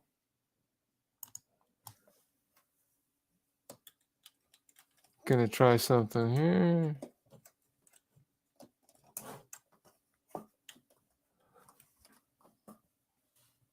All right, I'm gonna post a link in the comments, and if you click on that link, your phone or your computer, I guess, with your webcam will call into the show, and I can answer your call. And kind of we can explore what you got on your mind.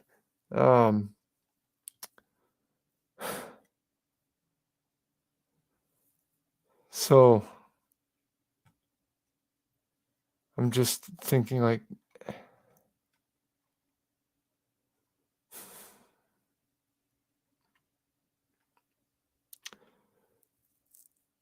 so stuck and broken in 2008. I have no idea how much that fucked me up. all these different things, just the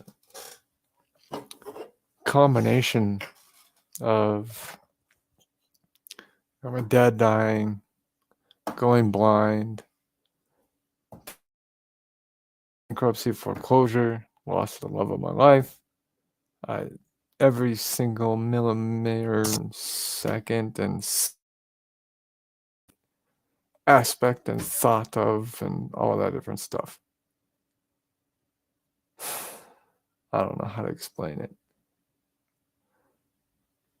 So it just all kept weighing on me. And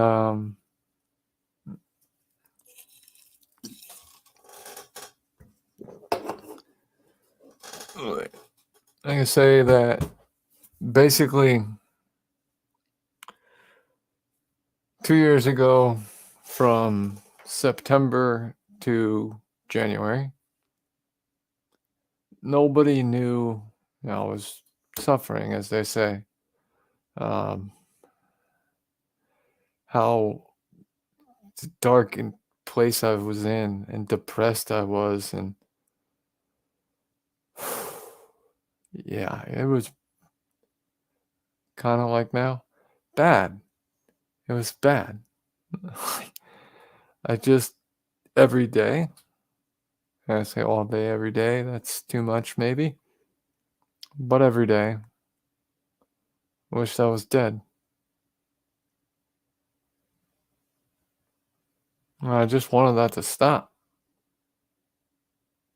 So I tried to make it stop. Didn't work. Good. And I've been talking to a counselor for like the last year and a half. And like I said, with the anger, like the computer and stuff, little tips and tricks, and somebody to talk to. I think it's been really helpful in that aspect. But it's kind of like a repeat. In September, just a couple months ago, I started having the same pain in my chest. It feels like a giant is standing on me. Like when I breathe out, and then as the breath leaves, the giant just pushes down harder and harder and harder. And it just stays there on my chest, and things like that. And just the depression and everything else, I couldn't take it anymore. And I literally packed up every single thing I own, threw it away. I threw away probably 90% of my things, and nobody knew because I take out the garbage. So I was slowly emptying things into the cans and monitoring, and sneaky, like I said. It's not like me. So if you know you're not acting like you, act right and tell somebody. Case in point, in the last year and a half, actually talking with somebody I think I found a good match with and can communicate well with, and those sorts of things. I do think it has helped. So, like this September, just a couple months ago, the chest pain stuff started to happen again. Like I was back underneath the foot of a giant, and I don't know what the hell was going on. Everything was still the same, life kind of thing. But when I exhaled, exasperated, like that, I was just kind of out of breath, and then it felt like somebody was stepping on my chest. It's really weird. So, um, just trying a different manner or different way that I was breathing, that kind of helped fix that or solve that problem, I guess you'd say. And I wouldn't have known that without talking to somebody who I, could talk with and all that. And she gave me a simple but extremely valuable thing to do. Instead of breathing out and being all exasperated, breathe in, even if you don't have air. Or like, you've already sucked in all the air you can. Breathe in just a little more when you think you're going to breathe out in the normal course of things. Change it up. So that actually almost put a stop to the, I wouldn't call it pain, because it wasn't painful. It's like the whole chest cavity got smaller and smaller, and just it the heartbeat, like when you breathe, your chest cavity kind of rises and falls. That's how I imagine the heart's doing the exact same thing. But when I breathe out and I feel all exasperated and pain on foot on my chest and everything, I feel like the heart just can't expand, so it doesn't beat like normal, and my heartbeat slows down. Yeah, I highly doubt that it does, but it feels like it, right?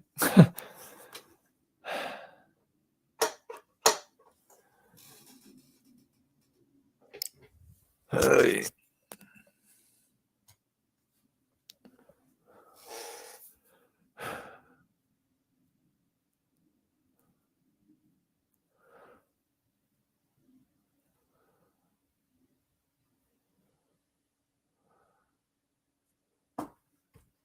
So,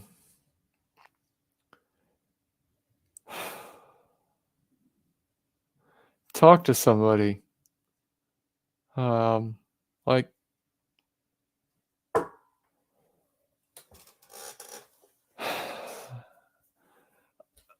I keep coming back to like all kinds of things, in life lately. We all have different situations. We're all in different positions. We're all different, right? So, um, different like that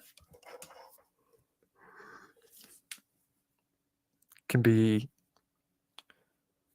a little less challenging with some help, or however it is you want to look at it. I mean, I have a friend who just, similar situation, not blind, no LHON, just a person who sees a counselor. And the way he describes it, he says, I just call in mostly bitch and groan. I'm like, okay, sounds good. I mean, if that's what it is for you, then that's what it is. So, when I was younger, the whole counseling aspect didn't go well.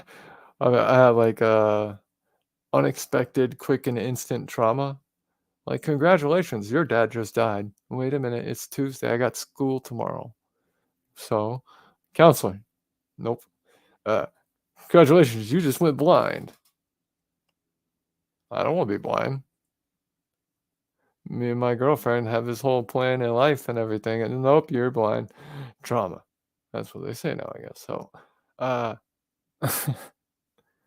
having somebody who, at least knows what they're doing or know what they're talking about, or, that sort of thing, to speak to about things that really bug you. Um,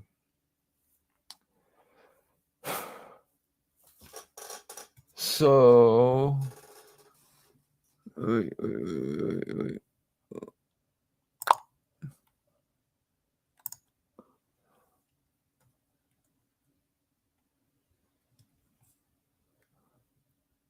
Alrighty. I'm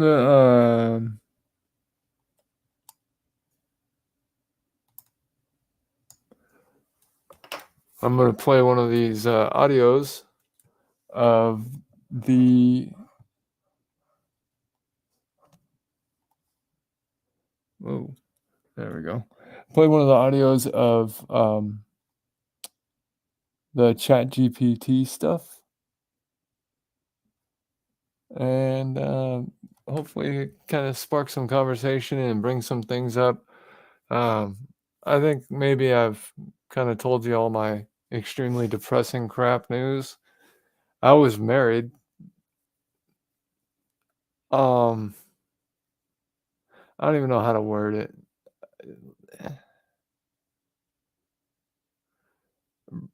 Stuck and broken in 2008. I don't know. I mean, I don't know where she is. I don't know what she looks like and whatever. This idea I have 22, or right. So even to be broke on that irritates me. Why? So this one is called "Losing Your Sight" by ChatGPT, the artificial intelligence chatbot. Wanted to see what it gave us here. Losing your vision can be a devastating experience, and coping with the loss of something as essential as sight can be a challenging and emotionally difficult process. However, with time and effort, it is possible to adapt to blindness and continue living a fulfilling life. One of the most important things to remember when dealing with loss is that it is a normal and natural part of life. It is okay to feel a range of emotions, including sadness, anger, and frustration. It is important to allow yourself to feel and express these emotions rather than bottling them up. Seeking support from loved ones, friends. I'm kind of disappointed with this TTS. I don't talk like that. Or a therapist can also be helpful in processing and coping with these emotions. It is also important to recognize that loss does not have to define who you are or what you are capable of. While it may take time to adjust to living with blindness, there are many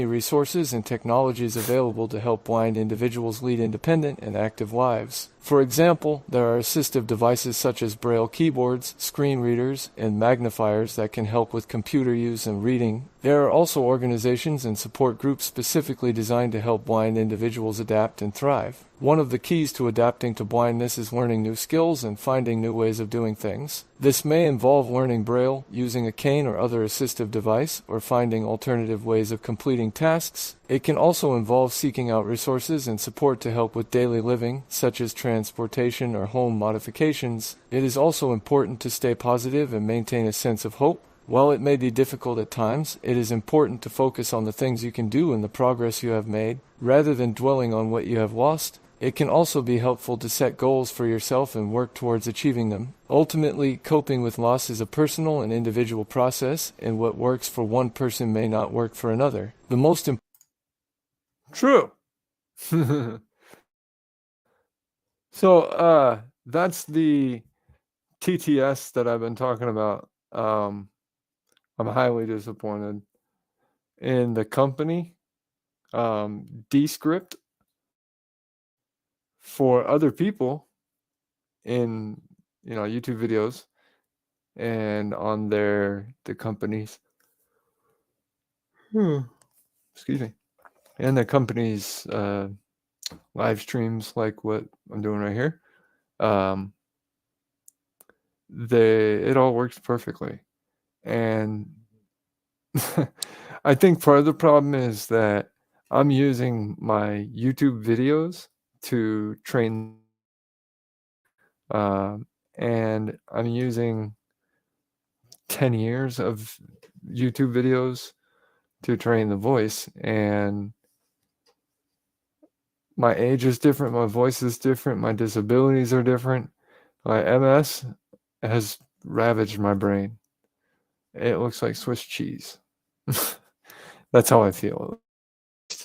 And I'm not as quick and as smart sometimes. I don't react as fast. That's why I don't think I'm a cold caller anymore, But also, maybe if I just get back into, a week later, I'd be fine. So, yeah.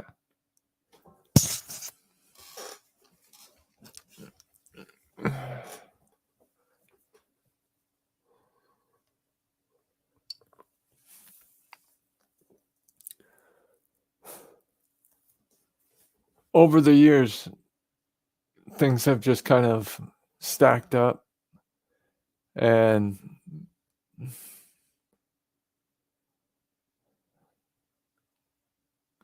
like my dad dying when I was a junior in high school, and then divorce and bankruptcy and foreclosure.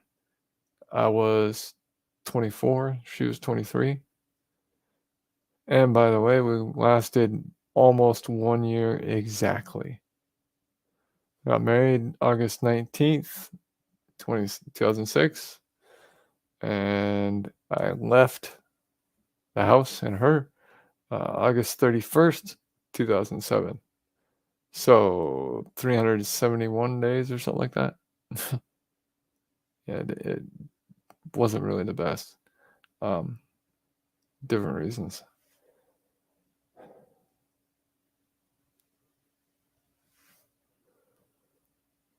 But yeah, that's the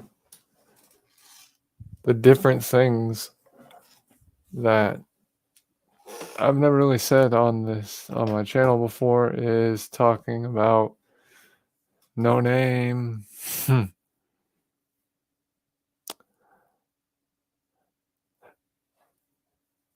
Question to my blind community.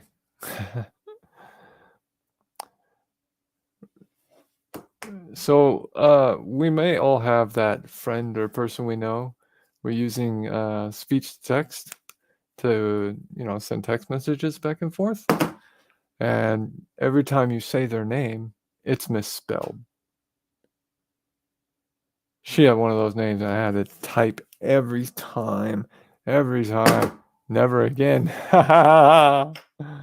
That's like the only happy news. I don't know. So,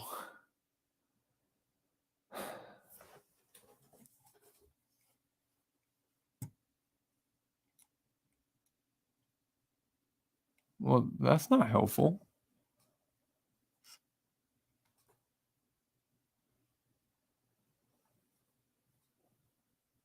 There you go. So one thing about being blind and going blind, and like I want to try and figure out a way that I can make money, so I can have a house, so I can have a life, or whatever. Like I mentioned, I can't take a bus. The bus is too far away. Well, if I could pay for a ride, that'd be cool. Otherwise, I'll just stay here. So work, trying to find money. Well, not find money, earn money, I guess. Has been just me as who I am. I mean, entrepreneurial and a lot of ways, and everybody who's younger than me, if you're blind from LHON, just question for us. Do you want to live with mommy forever? I don't. So yeah, there's some money that is wanted. Yeah. But with my situation, every couple of years, something else happens that just takes me out of the game. Like the last one, I got my health insurance and life insurance license. I passed all 4 tests all at once, average of 92%, I think. I think that's what it was. I threw all that away too. Threw away 2 years ago. Just there's a lot of stuff that's gone. But oh well. Who needs an old expired certificate to be an insurance agent? I don't need that, I guess, I'm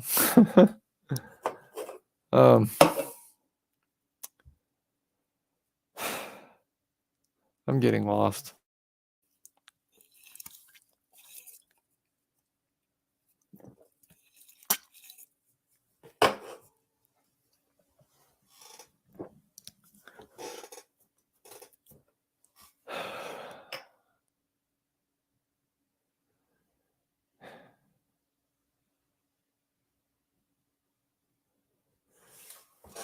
Alrighty. So, the change of life. Let's put this one here. There are some ways and tools to use to deal with going blind and the change of life. There are several ways and tools that can be helpful for individuals who are dealing with going blind and the resulting changes in their lives. Some specific strategies and tools that may be useful include assistive devices. There are many assistive devices available that can help blind individuals navigate their environment, communicate, and complete tasks. These can include braille keyboards, screen readers, magnifiers, and audio books. You guys also say the same thing. Depending on the individual's level of vision, it may be necessary to find alternative transportation methods. This can include using public transportation, hiring a driver, or using ride-sharing services. Home modifications. Making physical changes to the home can help blind individuals navigate their environment more easily and safely. This can include installing handrails, removing tripping hazards, and adding tactile markings to doors and appliances. Support groups and organizations. Joining a support group or organization for blind individuals can provide a sense of community and a place to find support and resources. These groups can also offer information and advice on coping with blindness and adapting to the changes it brings. Therapy. Seeking the help of a therapist or counselor can be a valuable resource for individuals dealing with the emotional challenges of going blind. A therapist can provide a safe and supportive space to process and cope with the loss of vision and the resulting changes in life. Exercise and healthy living. Maintaining a healthy lifestyle through regular exercise and good nutrition can help individuals cope with the physical and emotional challenges of going blind. Exercise can also help improve mood and overall well-being. Positive thinking. It is important to try to stay positive and maintain a sense of hope when coping with the loss of vision. Focusing on the things that can be done and the progress that has been made, rather than dwelling on what has been lost, can be helpful in maintaining a positive outlook. Ultimately, it is important to find what works best for the individual and to be patient with oneself as they navigate this difficult process. With time, support, and determination, it is possible to adapt to blindness and continue living a fulfilling and meaningful life. What are some ways and tools to use to deal with going blind and the change of life? There are several ways and tools. Row! Whoa. Here goes one to the other.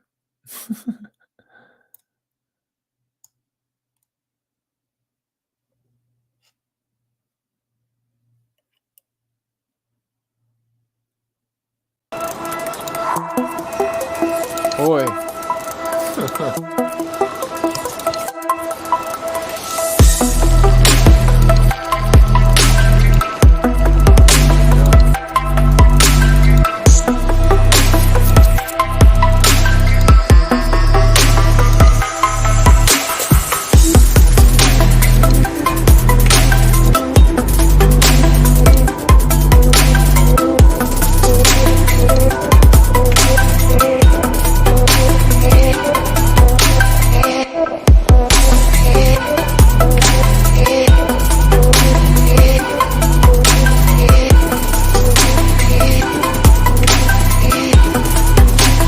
Yeah, guys, so pretty much that was my whole spiel on mental health side of things.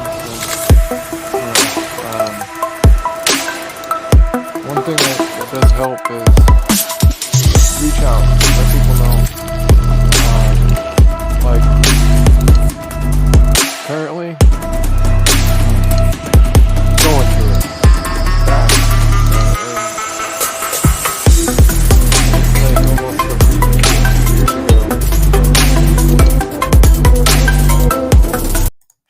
Quiet, too loud. Same kind of thing from September to now, and it's just getting worse. And the depression is overwhelming, and those sorts of things. And so I've been working with somebody for about a year and a half, like I said, and I just had to tell her, like, I need something more.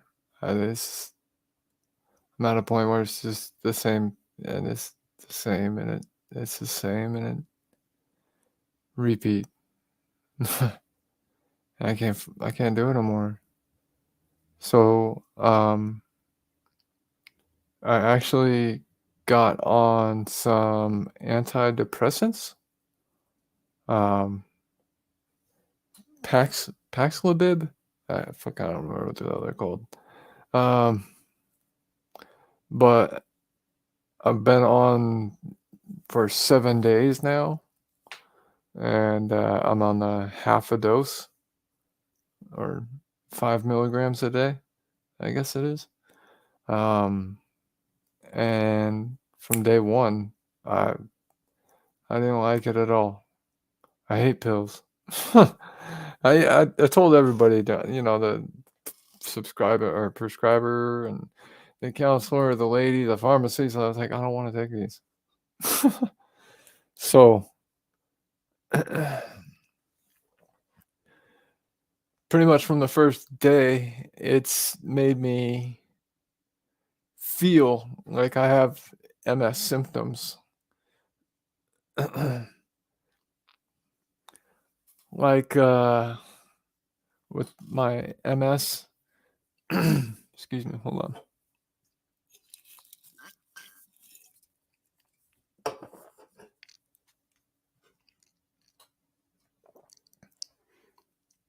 With the MS, it feels like joints are turning to stone. Like I can't close my fist and make a fist and tight. Right now I can. I'm explaining. So just the creaky hardness of it, and it's like really uncomfortable. And it's, oh my God. It's not actually making, the joint or whatever it is, the muscle tight. It just feels that way. It's like a mind fuck from multiple sclerosis land, just for fun. I don't. Uh, but I'm kind of experienced the same sort of thing. Um, since day one taking the pill. I've had no MS symptoms over the last, let's call it 8 months. I've had no MS for 8 months. I'm still doing my ozone. I'm doing a lot of ozone right now, more than just the minimum. I do a 20-minute treatment every day, and I'm having this horrible, it's almost like a tingly feeling inside your joints. It's really weird because it doesn't tingle, it doesn't hurt. I'm loose, like, but it feels like all of that. So, do I stop taking the antidepressant? Because I'm kind of freaked out. I don't want to go back into horrible MS shit. I mean, I'm taking these dumb pills because, fine, I do want help. I'm actually looking for help. I'm willing. Let's go. That's fine, but first you have to take these pills that make you feel like you have the disease all over. That's not cool. So, more to figure out on that end, I guess.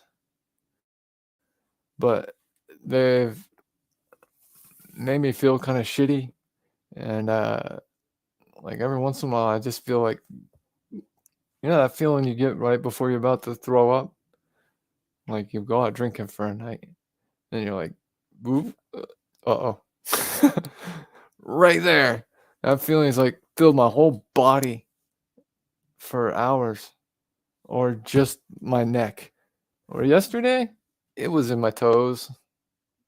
It's just really weird to have your toes feel like they're just scrunched up so tight. Oh, and have your toes feel like they're just chilling and being electrocuted. I mean, it's like all these sensations all at once for no reason. The only reason I can think of is this pill that I'm taking. I should have grabbed the bottle. I don't remember what it's called. Paxlovid. That's a South Park thing. I'll be right back. I'm gonna go grab it. It'll take 10 seconds.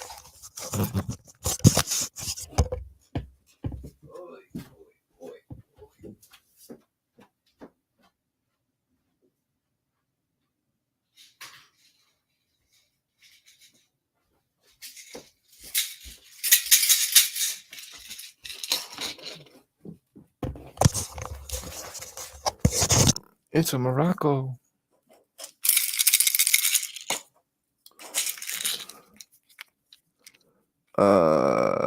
ESCHITSH Pam. Oh, Eshalatapam. Is anybody else bad at reading 2-3 letters at a time? Pam. Pram. Yeah. Eshalatapam. ESCITALAPRAM.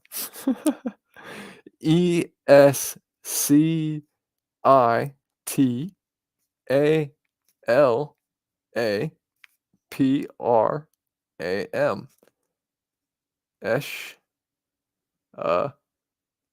Lopam. Eshalopam. Whatever. I don't think that I like those pills though.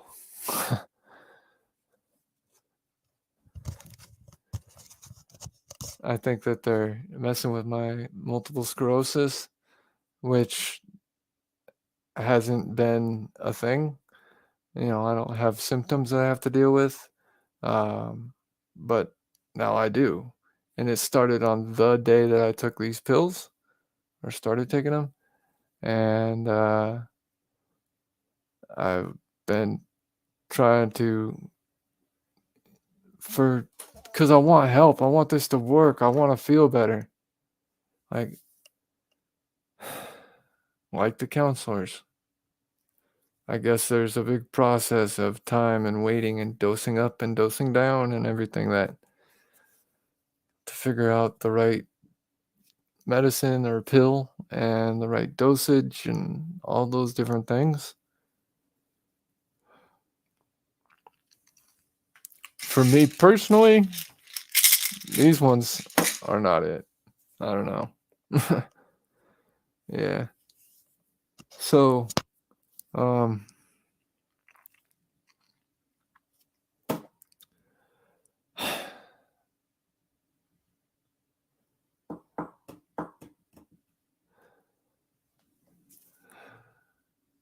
of try and wrap it up.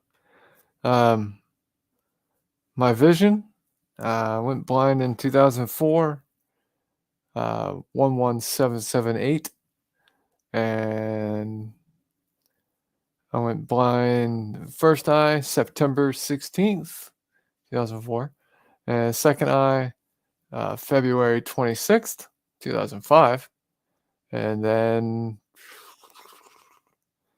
about 6 years go by. I was married, condo, life, and taking the adebenone and all the vitamins that I'd come up with, kind of a regimen. So my vision in my left eye when I first went blind was almost just blacked out and unusable. And in my right eye in 2005, let's just call it 2005, the vision in my left eye was unusable. The vision in my right eye was 2600. Pretty usable, but I'm still blind. My vision now in my left eye is about where my eye used to be on the right side. So 2600. I can see most things around fairly well, most colors and stuff. The central stachoma is still pretty bad, but the peripheral vision is actually pretty good. And all that came from taking the vitamins and the adebenone.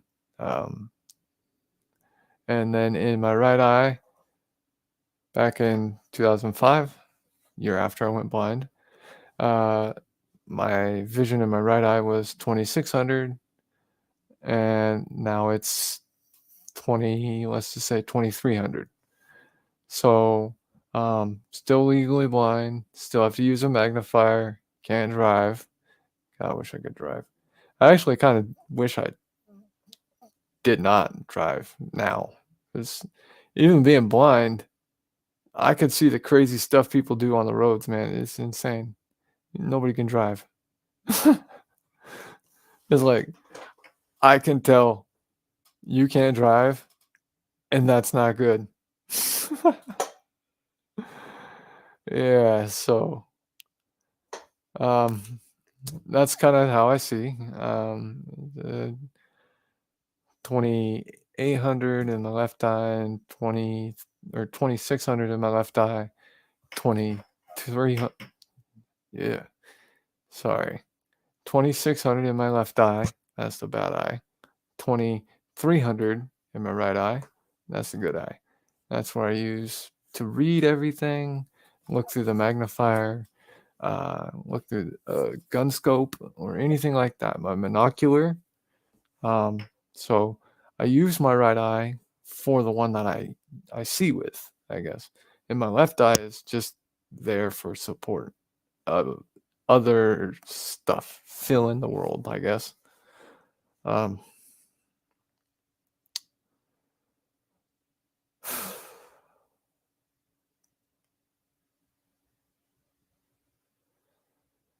yeah.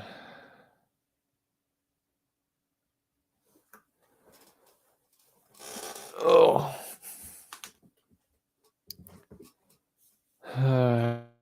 Say that.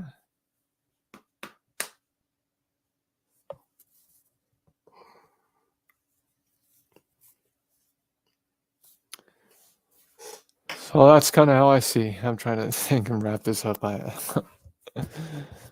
Um, I was married, and that did a lot to me, badly.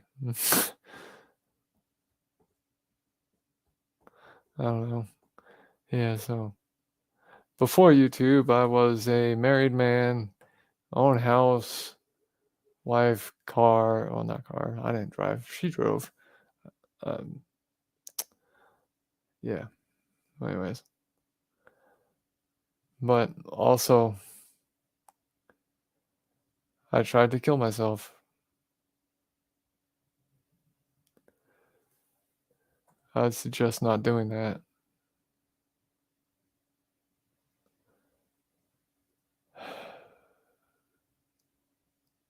Not worth it. Not cool. Didn't work. Not okay. I don't know. I've been working with a counselor for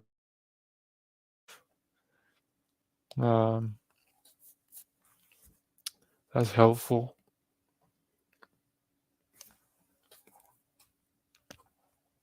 You have somebody you can actually talk to who's kind of more trained in listening and responding to you in ways they, more should, or knows better ways or things to say, or it can be helpful.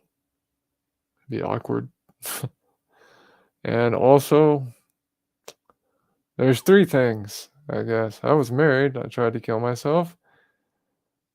And I'm on antidepressants, which I am probably not taking any more of because I feel like crap.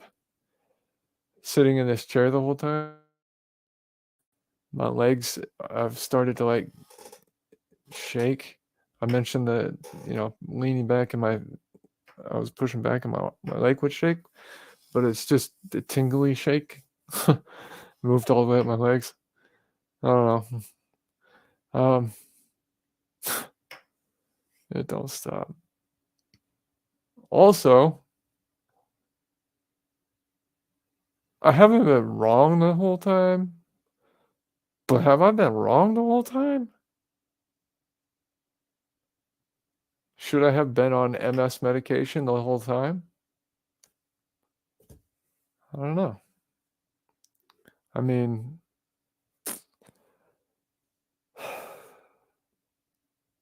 this is all depressing.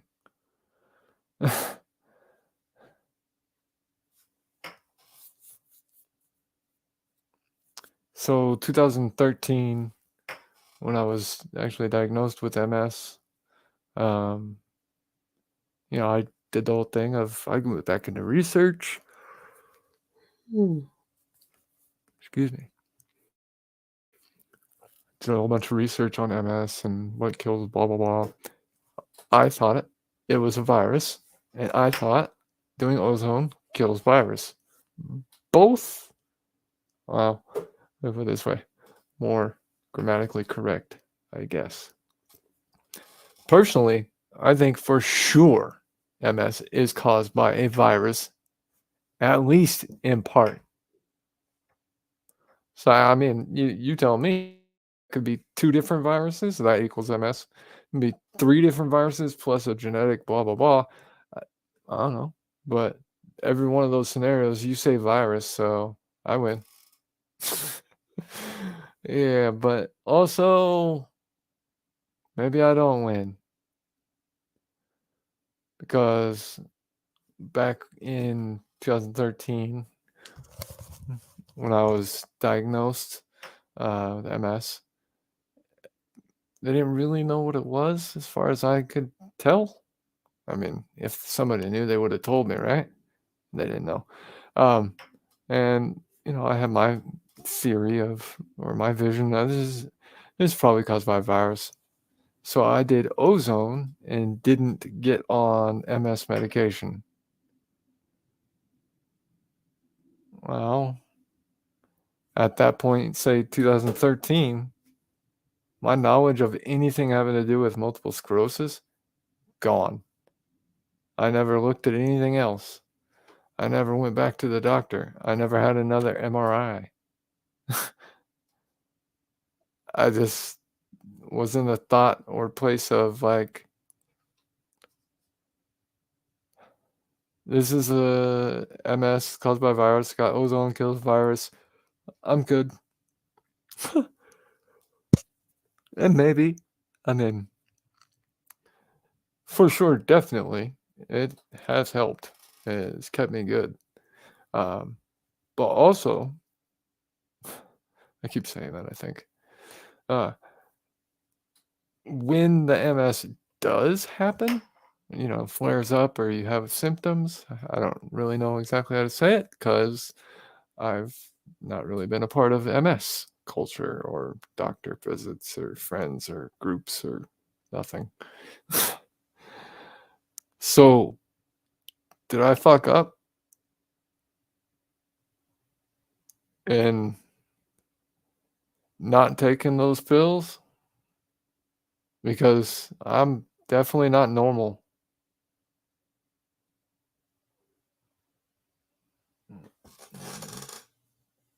What was that? Ooh, doesn't matter what it was. I don't know about you guys, but I hate pop-ups on the computer. It's like, bling, you have a notification. And then it just goes away. That's really a pain in the ass when you're doing something.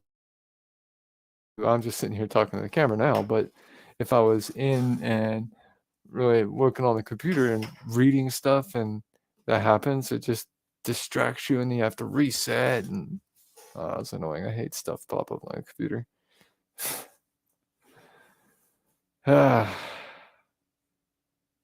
See, I told you I had to reset. I don't remember what I was talking about.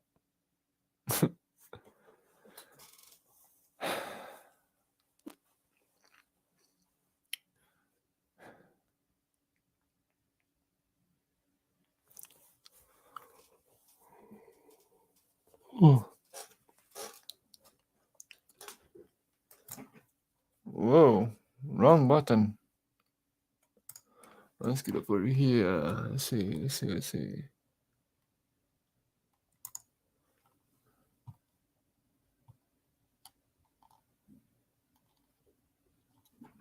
Well, that's weird.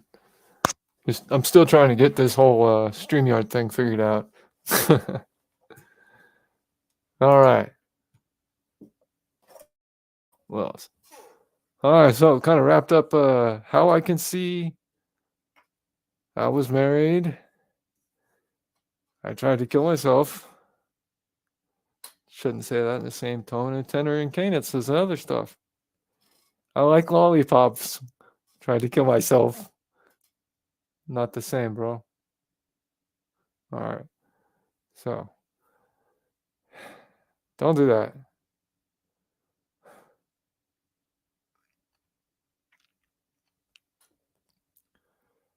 growing up, all these different things over the years, I've been brought to counselors, been, you know, excuse me, brought to a counselor's or been matched with somebody or in the last year, year and a half, working with her, my counselor now. It's really the only time I've ever even cared to spend 5 seconds doing that and telling somebody my story. And that's part of, I think, what gets me in trouble, sort of, is here and with you guys and people all over the world for years, my story's something to just blab about. I don't know. So like with the new psychiatrist, I don't know what she's called, the pill prescriber lady, with her, was kind of describing that every 3 years, dad died, bankruptcy, foreclosure, blah blah blah, and she's just like, man, you've been through a lot of trauma. Even saying that, I feel almost like a fake, kind of like, what do you mean trauma? I don't have any idea the real fucking trauma somebody's been through. You know what I mean? So, I mean, it's also in the same kind of tone as I used to explain it to people in my circle of influence, I guess you'd say, at the bar that I always hung out with. I didn't hang out with a bar. I hung out at the bar. My parents owned the bar, so it was like home, and I knew everybody there because it was a small town, and I went to school together and this and that. But it's more helpful to be actually,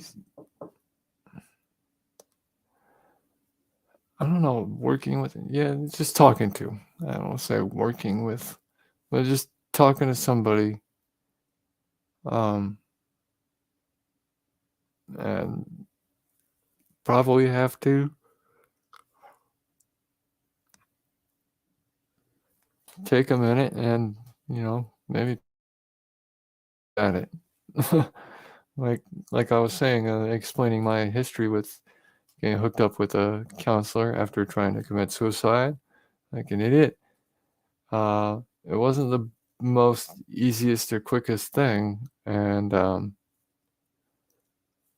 but now that it's been a year and a half and I have been able to talk with my counselor, I feel we have a good working relationship. I don't know what to say. I don't know, they say something weird, get the FBI over to my house, like, what you talking about your counsel? Whoa.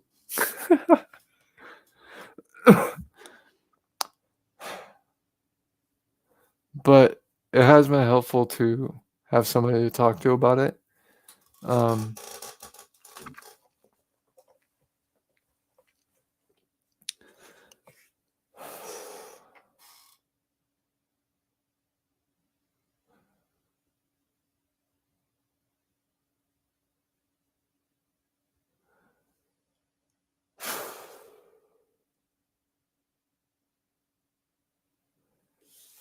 I wish those pills worked a lot better.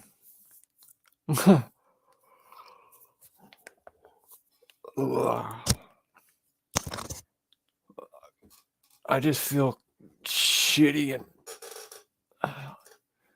like it moves around. Like right now, it's in my neck. It's running from the top bone in your neck to the top of or the bottom of your skull, and it's just bouncing back and forth and back and forth. And it's such a weird freaking feeling. I don't think it could be literally anything else besides these pills. So tomorrow I'm gonna call and see if I can get an appointment, and hopefully hopefully I can get something different to try, and not in a month, not in a week, quickly.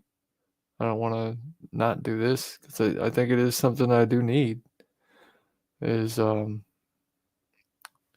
antidepressants, I think they're called. Paralabalab. There's no way I'll pronounce that. So, yeah. Just wanted to kind of make a video about reality, I guess. In reality, I'm sad as fuck every day. Because I used to be married is a pretty much part of that every day. And I tried to kill myself because of that and everything else. It didn't work. You're dumb if you do it. Oh, fuck, I'm an idiot. And yeah, I mean,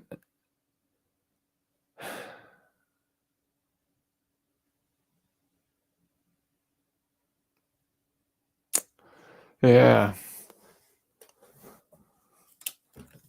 On happier news, look at your screen. That is my AI art. I made that. All right, guys. I want to check out here. Oh, there we go. All right, cool. Well, good talking with you. And let you know all my dark, dirty secrets next time.